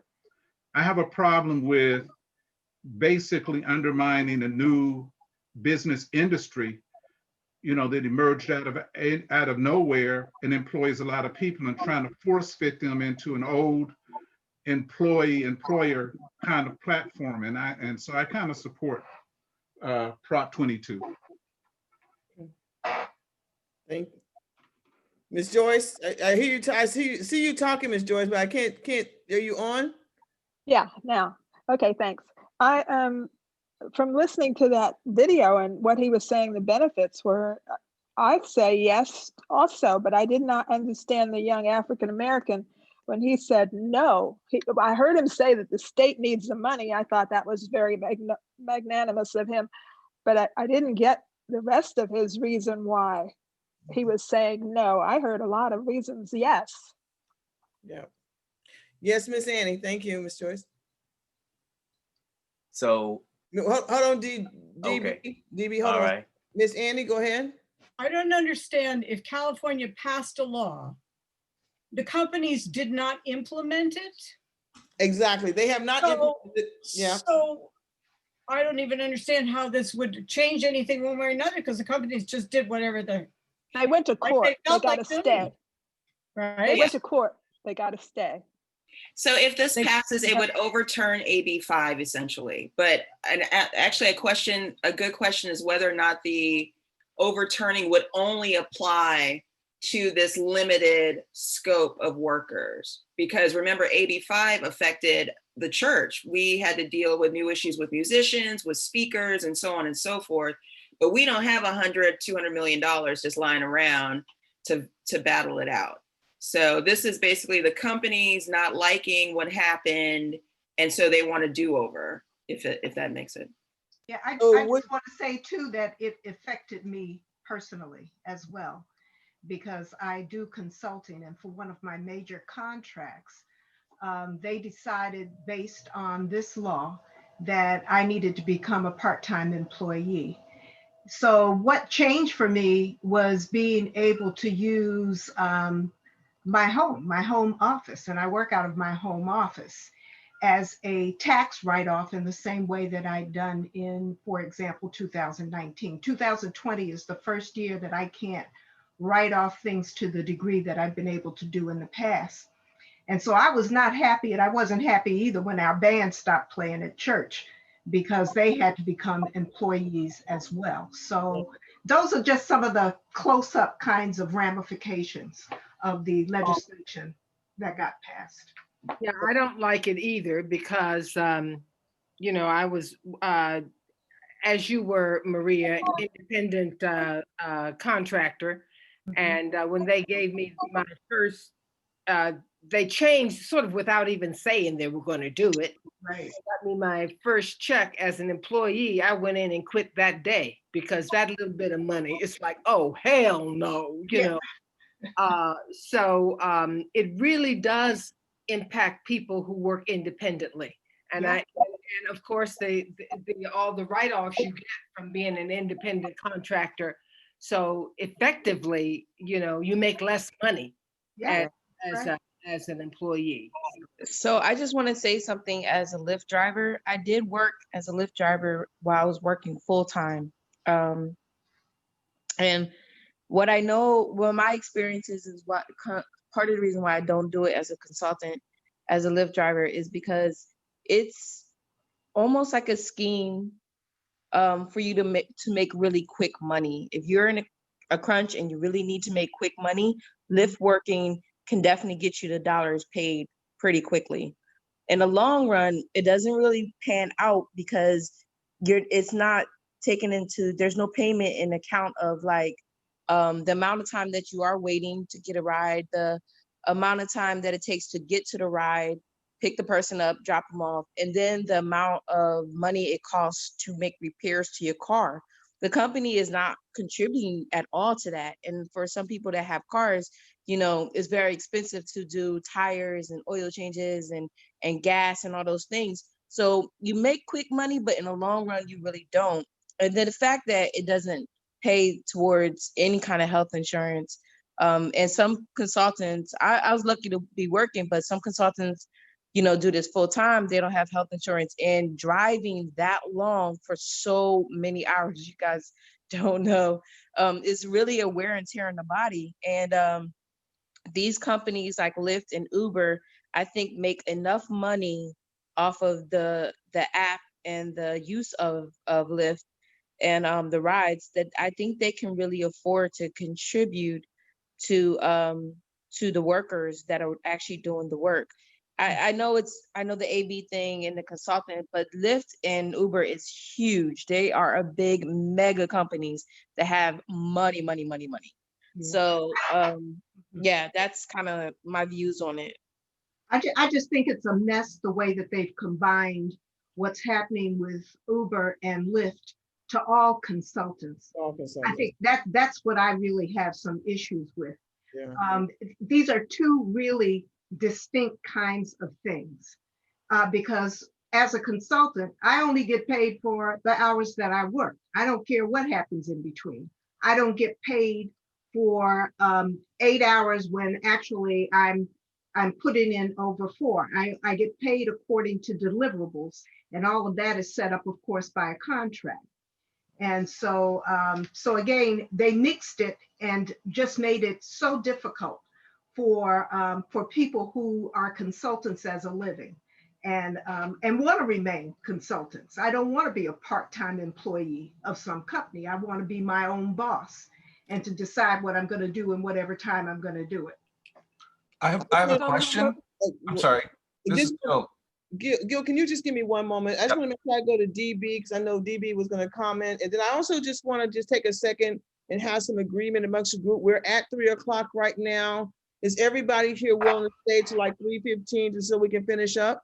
Yeah. Sure. Yes. Make sure I put that out there, everybody. Okay, thank you so much. And thank you all for playing full out with us. DB, do you want to comment? Can she just tell us yes or no when they give a comment? Can you tell me yes or no? Because I'm not getting what you're saying. Should I vote yes or should I vote no based on what people are saying? I'm voting no. Oh, I'm voting yes. But in fact, did not this? Okay, I've had my hand raised for a while. Everybody, hold 1 second. I love this. I just want to do DB. Can you go first? Okay, I sure will. Thank you. Reason I actually put DB up there is because I actually do recruiting for these software companies in Silicon Valley. Oh, that's and what's really going on here that nobody is talking about is that the business model in America has changed. You all remember from slavery, there was a thing called sharecropping, and people really thought they were going to really be making big time money in sharecroppers. They actually were more in debt than being slaves. So that's what this business model is for what they're calling gig economy. I have friends who are actually Uber drivers, but I also do searches for these companies. And now I found out ethically they're not together, so I don't get involved with them. But I know their business model. And so what they primarily are doing is they're not paying insurance for cars. They're not paying for maintenance of cars. They're not paying for gas of cars. They actually have no reliability on any of the ownership of the activity other than the software transaction. It's a software application that monetizes their revenue. So Yep. they know every hour on an hour how much revenue they're making around the world. Yep. And so that it's not just with Uber, Airbnb, et cetera. These are all different platforms for what I want to call the new slavery. It doesn't look like it. People think it's great, but those who've been driving for Uber for some time actually wind up making less money than $12 an hour. Oh, yes, definitely. So I just want to say that it doesn't look like that. It looks glamorous, and that's why $180 million is being spent, because their business model is disrupted. And that's all I want to say. Thank you very much, DB. I'm going to go to. Is it a yes or a no, DB? A hell no. Woo, to the no. Right. Peggy, Okay, I'm I heard her say Peggy, Cedric. Peggy, so just so you know, Cedric then Lola, and their hands have been up for a minute. Yeah, I got Cedric, I'm going to Lola, and then I'm going to Gil, and then we're going to move on. Okay, cool. Okay, got it. Thank you, Arlene. Okay, I'm not an Uber or Lyft driver, but I am an entrepreneur, and I have been in business since 2008. And so I do speak, I would say yes. And I think what could be something that some of these Uber and Lyft drivers could be apprised of is some of the tax benefits that they could get from some of these repairs, the maintenance of their vehicles, and that they have to pay their own health insurance. And so I think that should be something that people doing this as a small business person has to really look at for themselves and get educated on really being a small business owner and what that would take. So I would be a yes. Thank you, Cedric. Thank you. Lola? Yes. Good afternoon, everyone. I would say this is a yes too. I'm an independent contractor at times, and I appreciate the flexibility.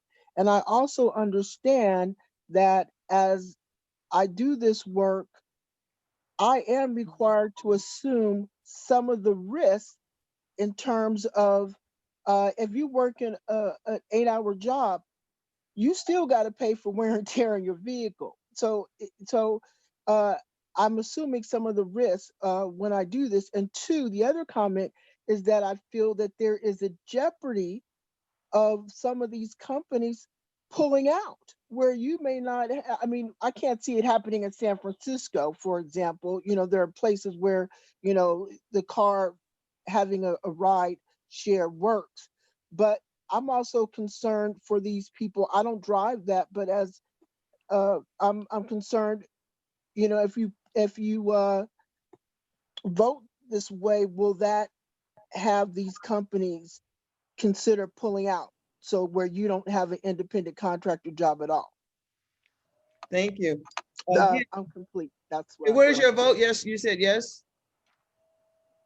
Yeah, she said yes. Okay, thank you. And Gil. Hi, thank you. So I have two things. One, I think we're conflating the fact that this only applies to Lyft and Uber and gig workers. So all of the effects of AB5 aren't going to be changed, only this aspect of it, as far as I can tell. So it's not going to affect the rest of the consultants if this passes, as best I can see. And secondly, I drive for a company, and people with Uber and Lyft, et cetera, don't get any training. They come in from all over the state to come into San Francisco and create traffic. There's all kinds of things that makes it's dangerous out there. I mean, I have people stop right in front of me and open their door for somebody walking across the street in the middle of the city. So what I'm saying is, because they don't have to train, they're not responsible at all because these aren't their employees. So that's all I got to say. And that's a no. All right.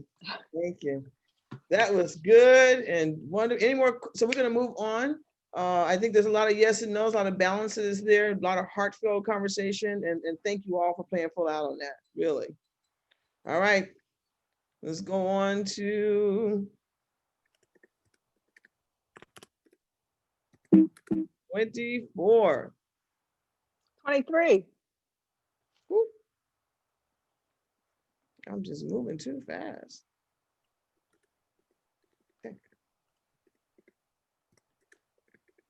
Prop 23 in a minute, dialysis. You may be saying, hey, wait, didn't we already vote on a dialysis prop?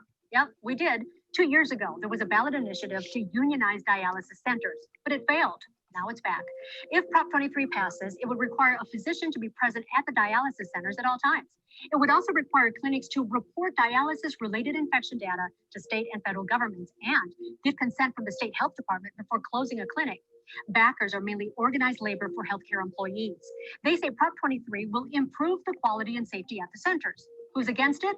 Big dialysis chains like DaVita and Fresenius, along with the California Medical Association and other healthcare groups. They call the proposition dangerous and costly and claim it will create doctor shortages and longer wait times for care. A yes vote is for a doctor at dialysis centers at all times, report infection data, and require consent from the state health department before closing a clinic. A no vote keeps things as is. And this is the dollars that are spent on it right now. Ford is $6,271,000, and I am done with all these numbers. I am done. $100 million, $100 million opposing this initiative to keep it as it is. How do you feel? Yes, no, pros, cons. Should there be a physician at the facilities? Does it provide better health care? Anybody? Or is this a no-brainer? This is Harriet. To me, it seems like if you're going for medical care somewhere, dialysis is a serious treatment. I would think you want a doctor there. So it's a no-brainer for me. Yeah, I think so too. Well, my question is, would this result in actual closing of dialysis clinics because of the more stringent requirements? Number one. Number two, has there been a serious problem at the dialysis clinics, at this point where you now need to impose the need for a doctor to be present? I don't know the answer to those questions, but I think that, to me, I just wonder if you're really limiting the health options. Is this about the hospitals trying to monopolize control of dialysis process? I don't know. Hi, this is Z. Can you hear me? Yes. Well, I'm a nurse practitioner. And so I have, besides that, I have worked with many dialysis patients. I also voted no on this because just think, there's no way, there's a doctor shortage, there's a nurse practitioner and physician assistant shortage. There's no way that a healthcare provider, such as advanced providers, can be at all dialysis centers. But they do have qualified RNs. A nephrologist has to be within at least telephone reach.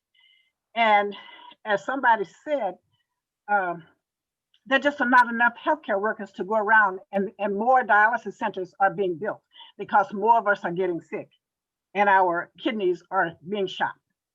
And so I'm voting no, just like I did before. That's why it came back again, because it failed. I'm complete. Thank you.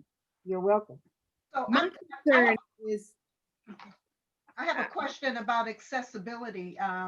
I know that I live in the Foothill Square area, and we have a dialysis center right there. And there are an awful lot of African American and Latino people living in my community. And if that center were not there, I'm just wondering where they would have to go for care. Would they have something as close to the neighborhood where they live? I have a huge question around that. We are the ones who suffer from diabetes and other issues that would require dialysis potentially. And so again, I just worry about accessibility of care for our populations in particular. Great comment, Lorraine. I have concerns about that as well, but actually my concern more has to do with having standards for the dialysis centers, standards of cleanliness and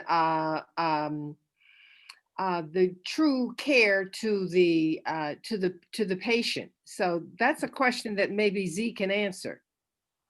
So can you hear me again? Yes. So my husband was a dialysis patient for a year. How many of you have been to a dialysis center? Me, yeah. So, okay, so maybe you need to just check it out.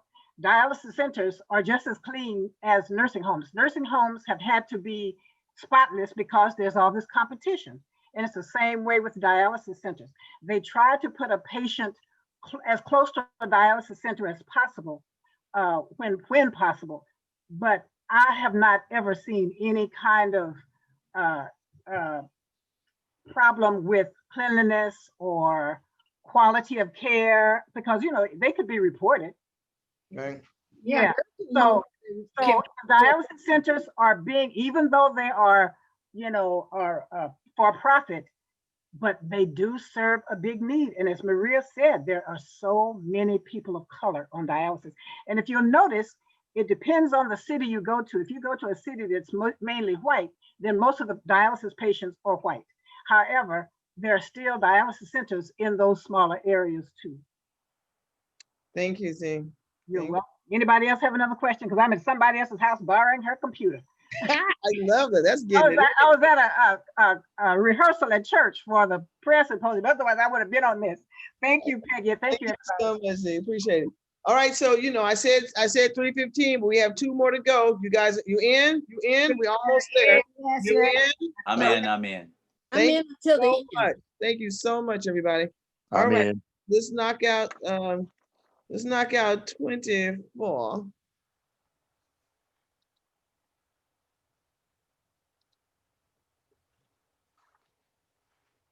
Prop 24 in a minute, digital privacy. When you visit websites, you probably notice a window pop up asking you if it's okay to sell your data. Thanks to a state law passed in 2018, companies like Google or Facebook can't sell your data without your permission. Prop 24 would take cyber privacy protection one step further. If passed, not only will companies be prohibited from selling your information, they won't be able to share it or swap it with other companies. Prop 24 also creates the California Consumer Privacy Agency to enforce the state's consumer data privacy laws. A real estate developer is bankrolling this initiative to strengthen a law he championed in 2018. Opponents say both the legislation and the ballot measure are flawed, full of loopholes and burdensome for both consumers and businesses. So a yes vote supports beefing up digital privacy, and it establishes a public agency to enforce an expanded version of the state's consumer data privacy laws. A no vote keeps things as they are. Yes. Okay, this is the money that's going in for that. Support it, 5 million to 43,000. 5 contributors to 55 contributors. Boy, some people got some money out here. That's 48 million. Yeah, no, Is that 48,000. Oh, that's 48,000. Okay, sorry, my bad. Well, we could have gotten the schools better off with all the money that they put out here and done a few other things, lowered the property taxes and everything. I know that's right. I mean, what I'm going to do is I'm going to put a tally of all the money spent on all the initiatives, pros and cons, see how much money that is. And I'm going to share that with everybody a little bit later on, because that to me is the biggest eye opener here of all things. It's like the money that's being spent and how it's being spent, right? Any questions on this? Anybody have anything on this? I do. Okay, yes, DB, thank you. So again, this is back to the business model in Silicon Valley. Mhm. Facebook, Google, and Amazon, their business model is selling your advertisement. It's a new way of actually generating revenue. Every click that goes on, whether it's good, bad, or ugly, clicks a transaction. And that's why Facebook has become a multi-billion-dollar per quarter operation. What this guy is doing is protecting your information. And so this is really more in terms of looking out for consumers. That's why there's so much money on the opposition side. So that's all I want to say. And what's your vote? My vote is no. Oh. Wait, let me see. Wait. I'm sorry. Yes. Correction. Yes. Yes. Wrong one. Yes. Absolutely yes. Okay. This is Josie, and I'm all for having my information protected because there's too much selling of my stuff. and it's selling it to people and companies that I know nothing of. So I'm voting yes. I know that's right. I know that's right. And thank you. Okay, there we go. Why is so much more money going toward the yes vote on this? I don't understand that. Let's look at that again. Am I reading it wrong? It's Because so- the people who want to buy your information have more money. no, but yes, Right? No, supporting is $5,917,000. That is support of this. And we're burning it. oh, it's the 0.42 cents makes the number look bigger. Yes. Oh, So okay. this is something, if we write, DB, are you saying this is something that you support?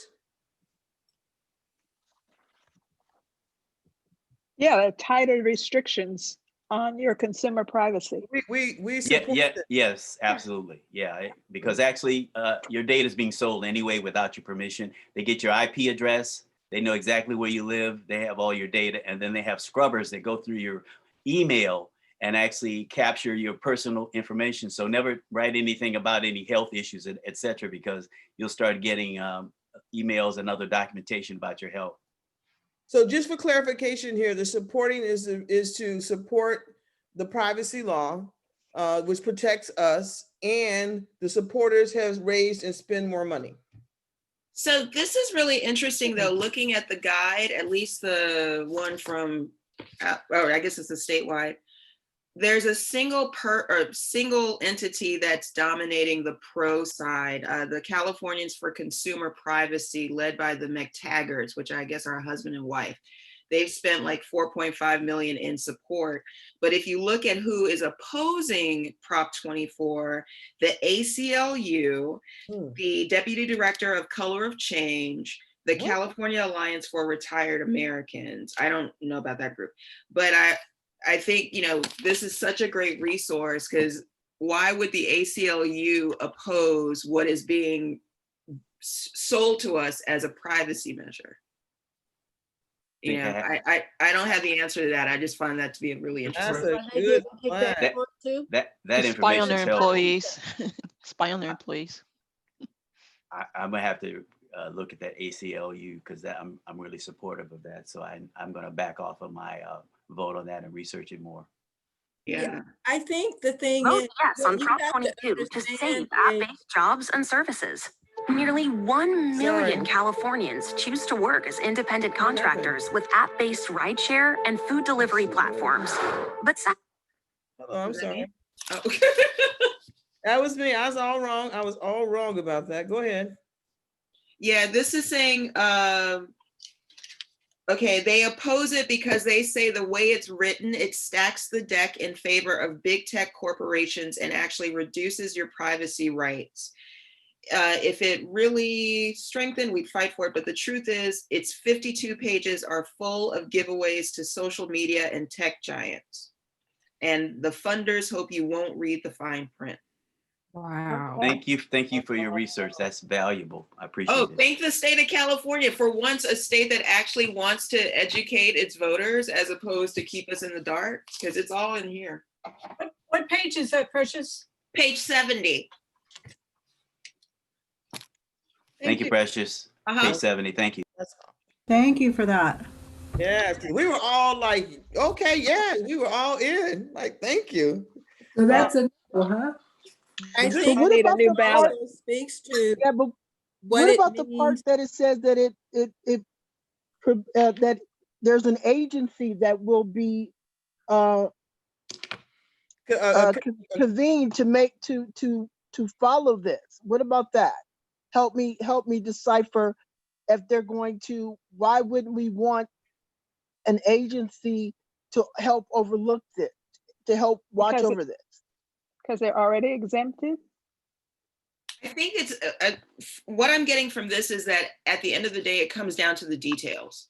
And Exactly. so if it, let's think about it. If it really was focused on our privacy, that should be pretty simple. Like the do not sell my information that we all get to fill out because we live in California. That's pretty straightforward. Mhm.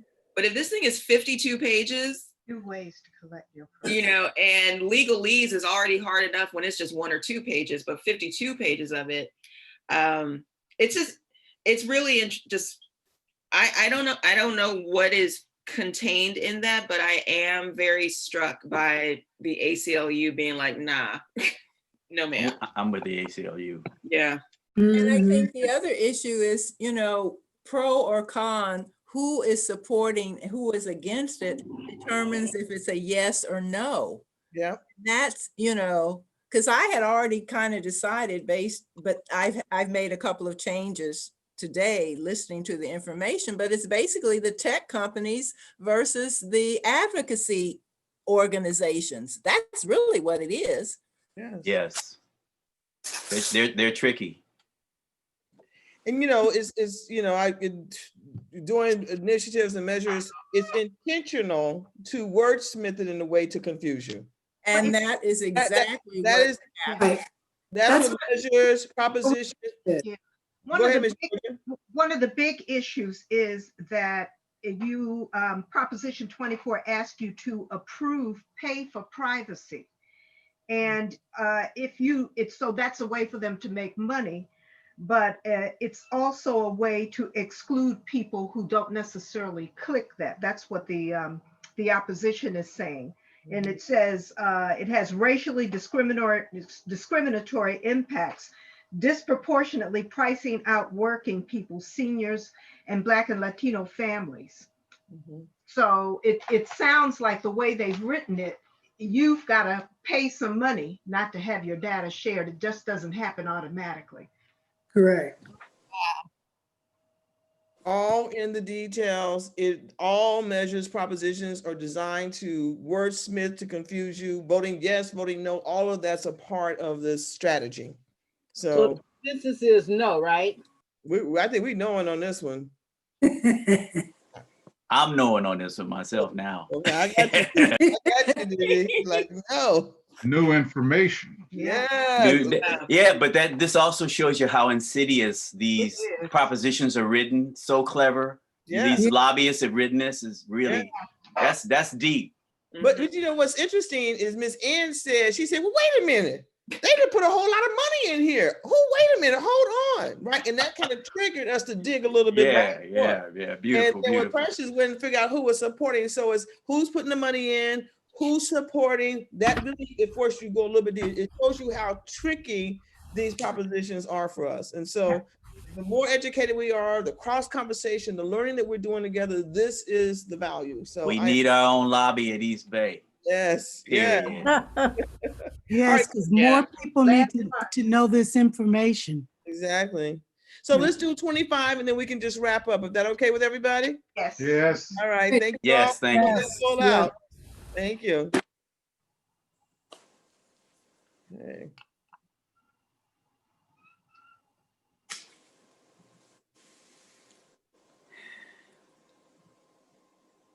Prop 25 in a minute, getting rid of cash bail. If you should get arrested, you get charged and put in jail. You can get out, but you or a bondsman has to put up bail. If you don't show up, the money is forfeited.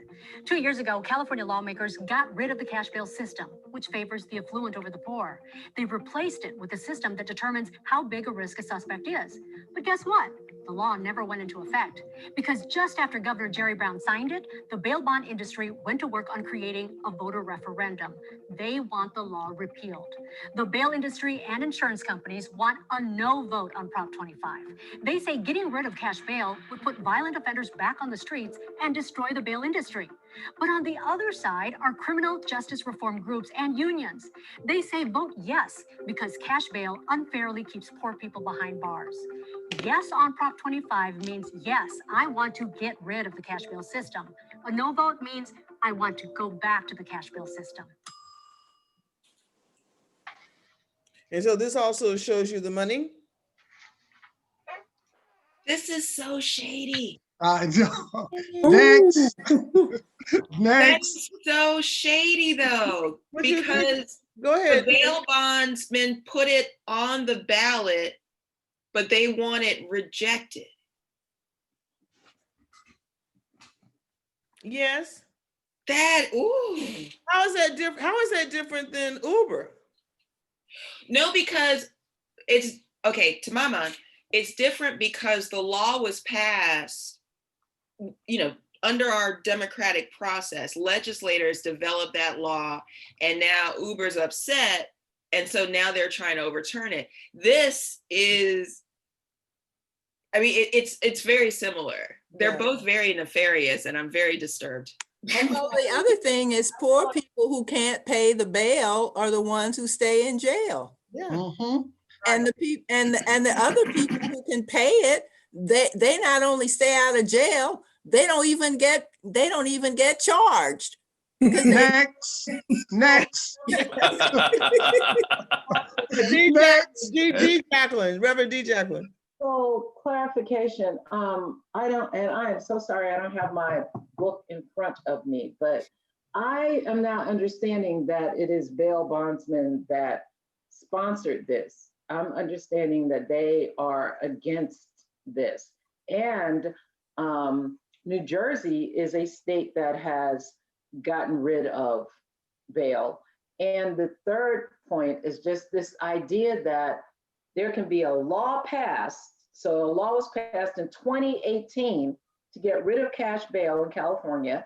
And then I can come back and put a referendum instead of trying to go through another proposition, put a referendum to ask, y'all wasn't really serious about getting rid of cash bail, right? That's that part.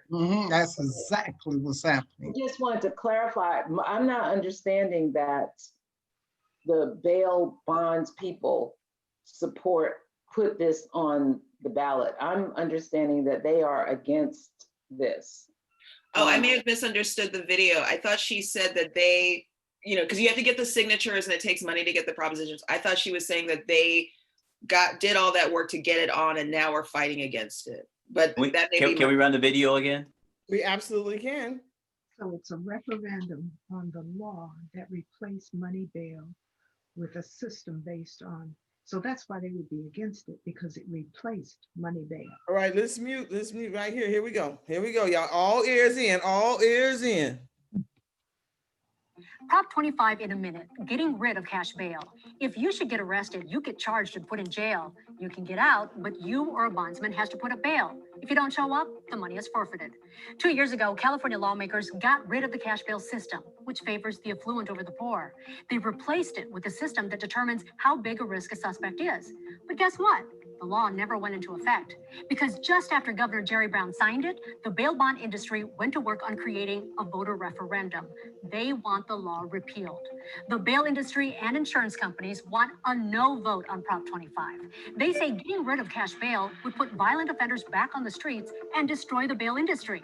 But on the other side are criminal justice reform groups and unions. They say vote yes because cash bail unfairly keeps poor people behind bars. Yes on Prop 25 means yes, I want to get rid of the cash bail system. A no vote means I want to go back to the cash bail system.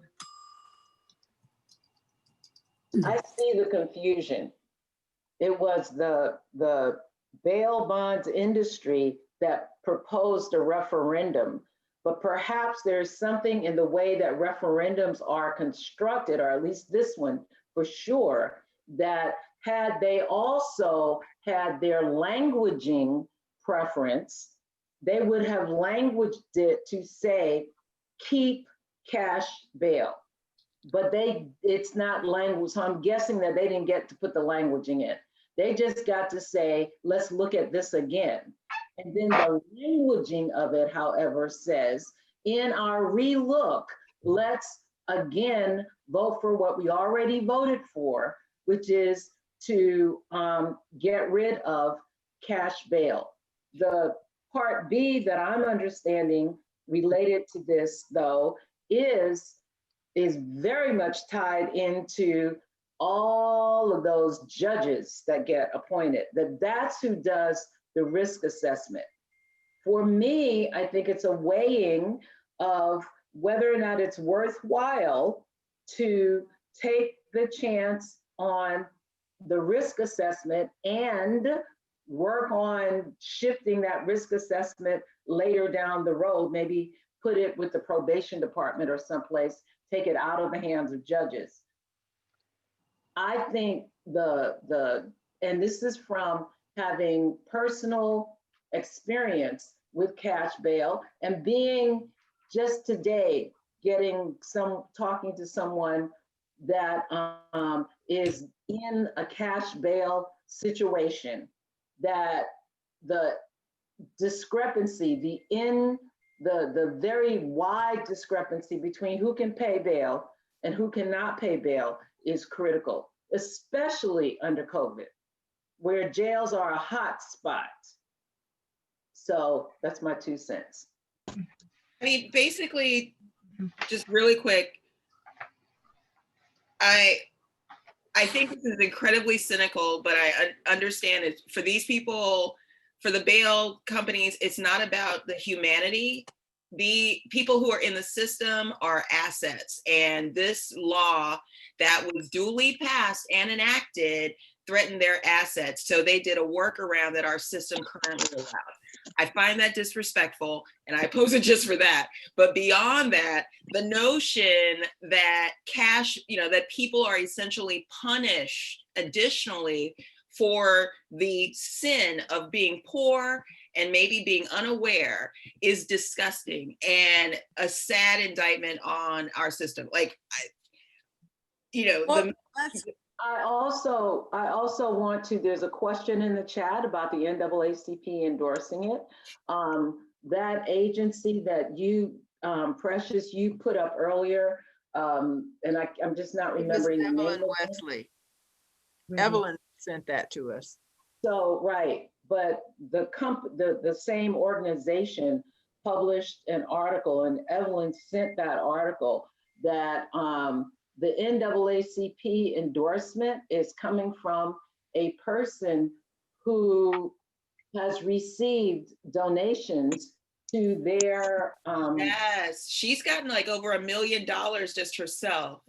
You can speak. Yeah, Alice Huffman. Conflict of interest. Yeah. No. It's not a conflict. No. It's illegal. It's legal. It's legal? Of interest. No.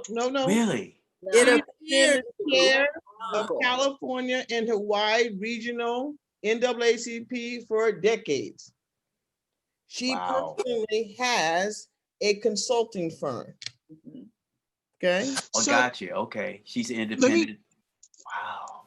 If I could comment really quick, because I put in the chat about the NAACP saying vote no. And from my understanding, and this kind of had to do a little bit with D-Jack said in her comment, but it allows for racial profiling, because if someone else gets to assess the risk of whether or not a person should be have bail or not, would depend on somebody's personal opinion. And in terms of the cash bail, again, D-Jack, I've had experience with that. And I know this may sound funny, but I've had to help bail a relative out, and I don't have no money. But, once they break down the figures, most people, the family or people can try to come up with a few dollars, because folks have done it all this long and all this time. Whereas the risk assessment allows someone else maybe to profile. There is another way to racial profile who gets bail or who doesn't get bail. So that was what I understood of it. I understand that too, and in the risk assessment of which one, the have everybody put their nickels together to pay the bail, or get rid of the bail and risk the risk assessment by the judge. The piece I don't know about that is whether or not you get to have an attorney with you. But I tend to feel that eliminating bail, and I believe this based on looking at New Jersey, which has eliminated bail. And they're not the only state that has done that. That in that particular state, it has benefited the people that have not had to pay bail. Well, according to the booklet, the NAACP, the United Latinos, the Black Caucus of California, Western Center of Law and Poverty. These all say no on Proposition 25. And I do too. Why do you, Harriet? Well, no, I actually, the issue, see, to me, you're penalized if you're poor, because you don't have the bail money, you haven't been able to scratch, and you're penalized if you're judged in terms of a risk. So, and we know that, and our system is privatized prisons. Some of these other states are not privatized prisons. So all of those are factors. But isn't that what you were saying, Jacqueline? That I'm saying it's a balance. I'm not. Yeah. And I'm listening to, and I need more information from me. I need to know when they say it's a judge, that's what judge? What are we talking about? At what court? At what level of the court? Is there representation there with you when that decision is made? Those are just the two things off the top, but I'm almost feeling like it's 6 of one, half dozen of the other. I wouldn't say so. I would say that, we know that 9 times out of 10, the judge is going to be white. Let's start there. Second, it says here in a rebuttal to the argument in favor of Proposition 25 that is written by Sacramento politicians, Prop 25 eliminates the option to post bail for every Californian and replaces this right with a county-administered system of computer-based profiling to determine who goes free and who stays behind bars pending trial. Read why civil rights groups, crime victims advocates, law enforcement, and local officials all say no on Prop 25. Right. So if you were what 16, page is that? If you were 16 and you were convicted of rape because the young lady who was also 16, her parents got upset because you had sex with their daughter, and now you're prosecuted as a rapist. And let's just say, in terms of the bail, the risk assessment would be that you're a rapist, versus there were 2 kids who got involved in whatever it was. And I know that's obscure example, but I'm just talking about, in terms of assessing the risk, where now this 16 or 17-year-old is looked at as a rapist. So the risk is that if you let this person go, they're a rapist. Whereas if the parents and family could bail them out, then their case could be argued in court, versus a label that is put on them by whoever, an institution, a judge, or whomever. So that's why I'm like, this risk assessment is tricky. But the question that I have is, you talk about profiling, but arguably that's happening now. We have people, disproportionately Black and brown people, who are already subjected to the cash bail system, who are languishing in jail because they can't afford it. They can't gather whatever the percentage is. There is some controversy around the use of an algorithm because we know Silicon Valley is shady and has their issues, but there is an element in this particular proposition, under the law that the state passed, that this is basically affirming, that requires a review and study of the algorithms on an annual basis to do all they can to eliminate that implicit bias that we have in place. The rebuttal is misleading, and again, shady is the only word I have for so much of this. But the rebuttal talks about other civil rights organizations that are opposing this, but their opposition, because thankfully I'm a fast reader, stems from the fact that they want it to go further than it does. They don't think it does enough. And the advocates who are supporting this, their response has been, we want it to go further too. However, we want to at least take this first step. I think I'm sorry, I've run out of words. That rarely happens. Yeah. That was very helpful. Yeah, but risk assessments give someone else the choice, whereas bail at least leaves us with some of the option. But isn't it bail's imposed by the judge? What are your options? I mean, I don't know. Yeah, no, that's a question. I didn't mean it to sound like a statement, but I'm just throwing it out there because I'm, listening and hearing, what everybody is saying. But again, I guess it's how you feel about it. I have something to say. I think this is one of the ones in which we really need to be careful and give a lot of thought. We know that the Oakland police are already doing a lot of things that are not at the benefit of our people or the Latinos. And so then we have a jail system, we have a judge system that does very interesting things when it comes to people of color.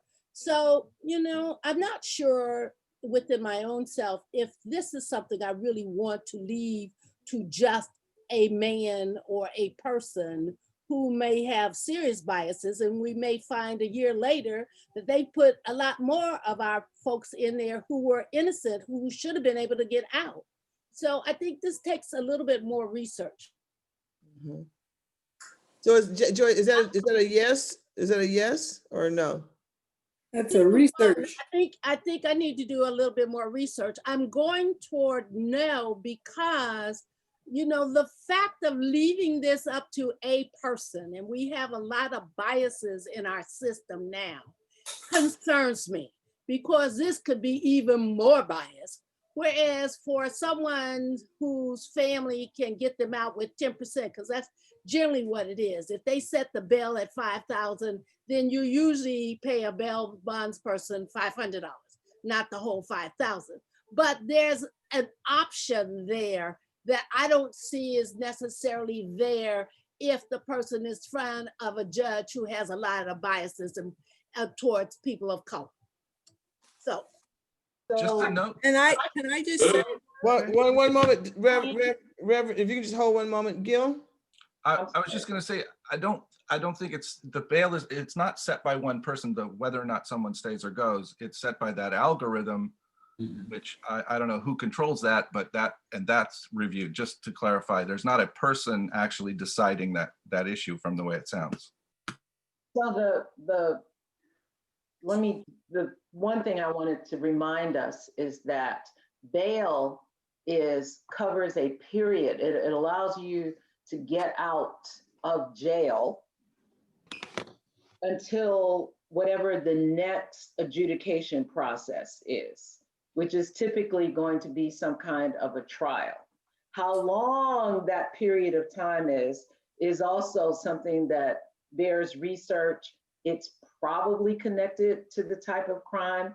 I don't know, but I just really wanted to remind us of what we're talking about, and with the understanding that in some, and now I'm thinking New York, because I don't know about California, but in New York, people have stayed on Rikers Island, as I think we've all heard about, for years awaiting trials.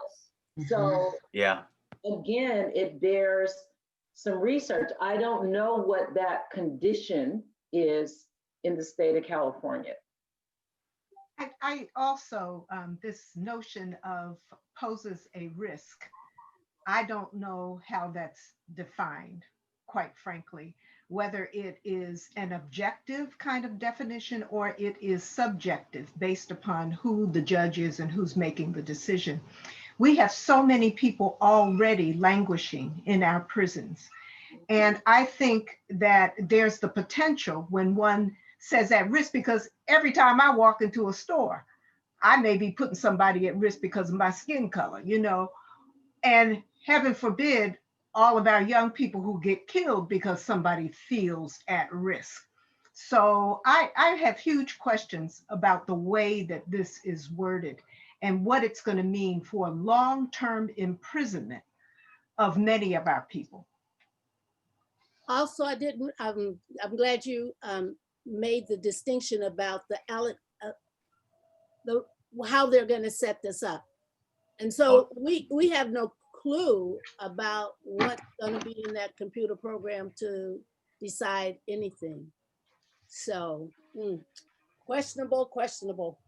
Yeah. Well, I just want to say this is some good stuff. This is some really good stuff because we've been able to go through asking questions Is this really the truth? Who's raising the money? Where's the money coming from? Who's endorsing one way or the other? And just for us alone, we are still walking away with, I don't know, because I don't even know the genesis of it. So I just want to say thank you all for playing full out as we've gone from Proposition 14 all the way through 25. Okay. And you hung in here with me from since 1:30. It's now almost 4 o'clock. I don't know about y'all, but I'm a little hungry. And what I'm hopeful for is that bits of this information, I hope it stimulated conversation. I hope it's made you really think and go a little bit deeper on your decisions that you're going to make and how you vote. But not only that, spread the good news. Get somebody else and teach them what you've learned today. And where we're not sure about, let's just come back and be able to share that with each other. Really, what is 25? Where do we sit on that? Half the group might say yes, half the group might say no. It's just our own personal values that really show up here. Are you guys gonna do something around city and county? We've been working on city and county. We've done Oakland, we've done Richmond, we've done Berkeley, and we've done Pittsburgh. Okay. This week coming, we're going to do Hayward and Antioch, and we do that on Tuesdays and Thursdays from 6:30 to 7:30. Okay. And a lot of these folks, a lot of them don't have a lot of measures or initiatives. Berkeley had more probably anybody else, but if you want more information about that, we'd be more than happy to definitely follow up with you. Precious, thank you. Thank you for playing full out with me on this. I really appreciate you putting us all up on YouTube. Precious, thank you so much. Please. I really appreciate this. Thank you so much. And then everybody's voice has been here. All of us have shared so much knowledge. And for me, it's our collective knowledge that is the power of this work. So it's an honor to be able to help facilitate it. And I'm grateful. So just thank you all. And I want to close this out. How do we want to do this? I want to say thank you to everyone for coming. And I just cannot overemphasize the power of team. Yes, exactly. Thank you. Yes.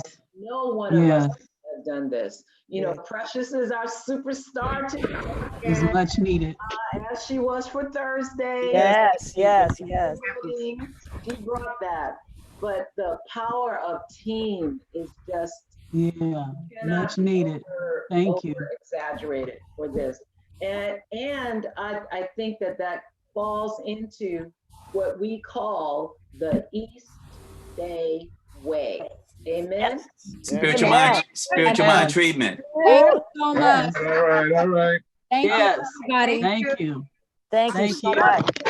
Thank you, everybody. Thank you. Thank you. And behind me is Reverend Barbara from the side of the road. She loves us too. It was fantastic. Thank you so much. Thank you, everyone. Thank you. Yes. Emma and Maria, it was so good to see you both. Look, thank you very much. We want to close it out. Is someone gonna pray us out, or are we just gonna? Am I just shutting it down? Pray us out. Please pray us out. Pray us out, please. Always pray us out. We did all these propositions we needed. The good to which there is no opposite. 365, 24/7. What I know is that our conversations, our connections, and our expanded understandings both continue to expand after this call, and that the work we do here today lays the foundation for so much more, for an expanded consciousness in the entire universe. So I say thank you, Father, Mother, God.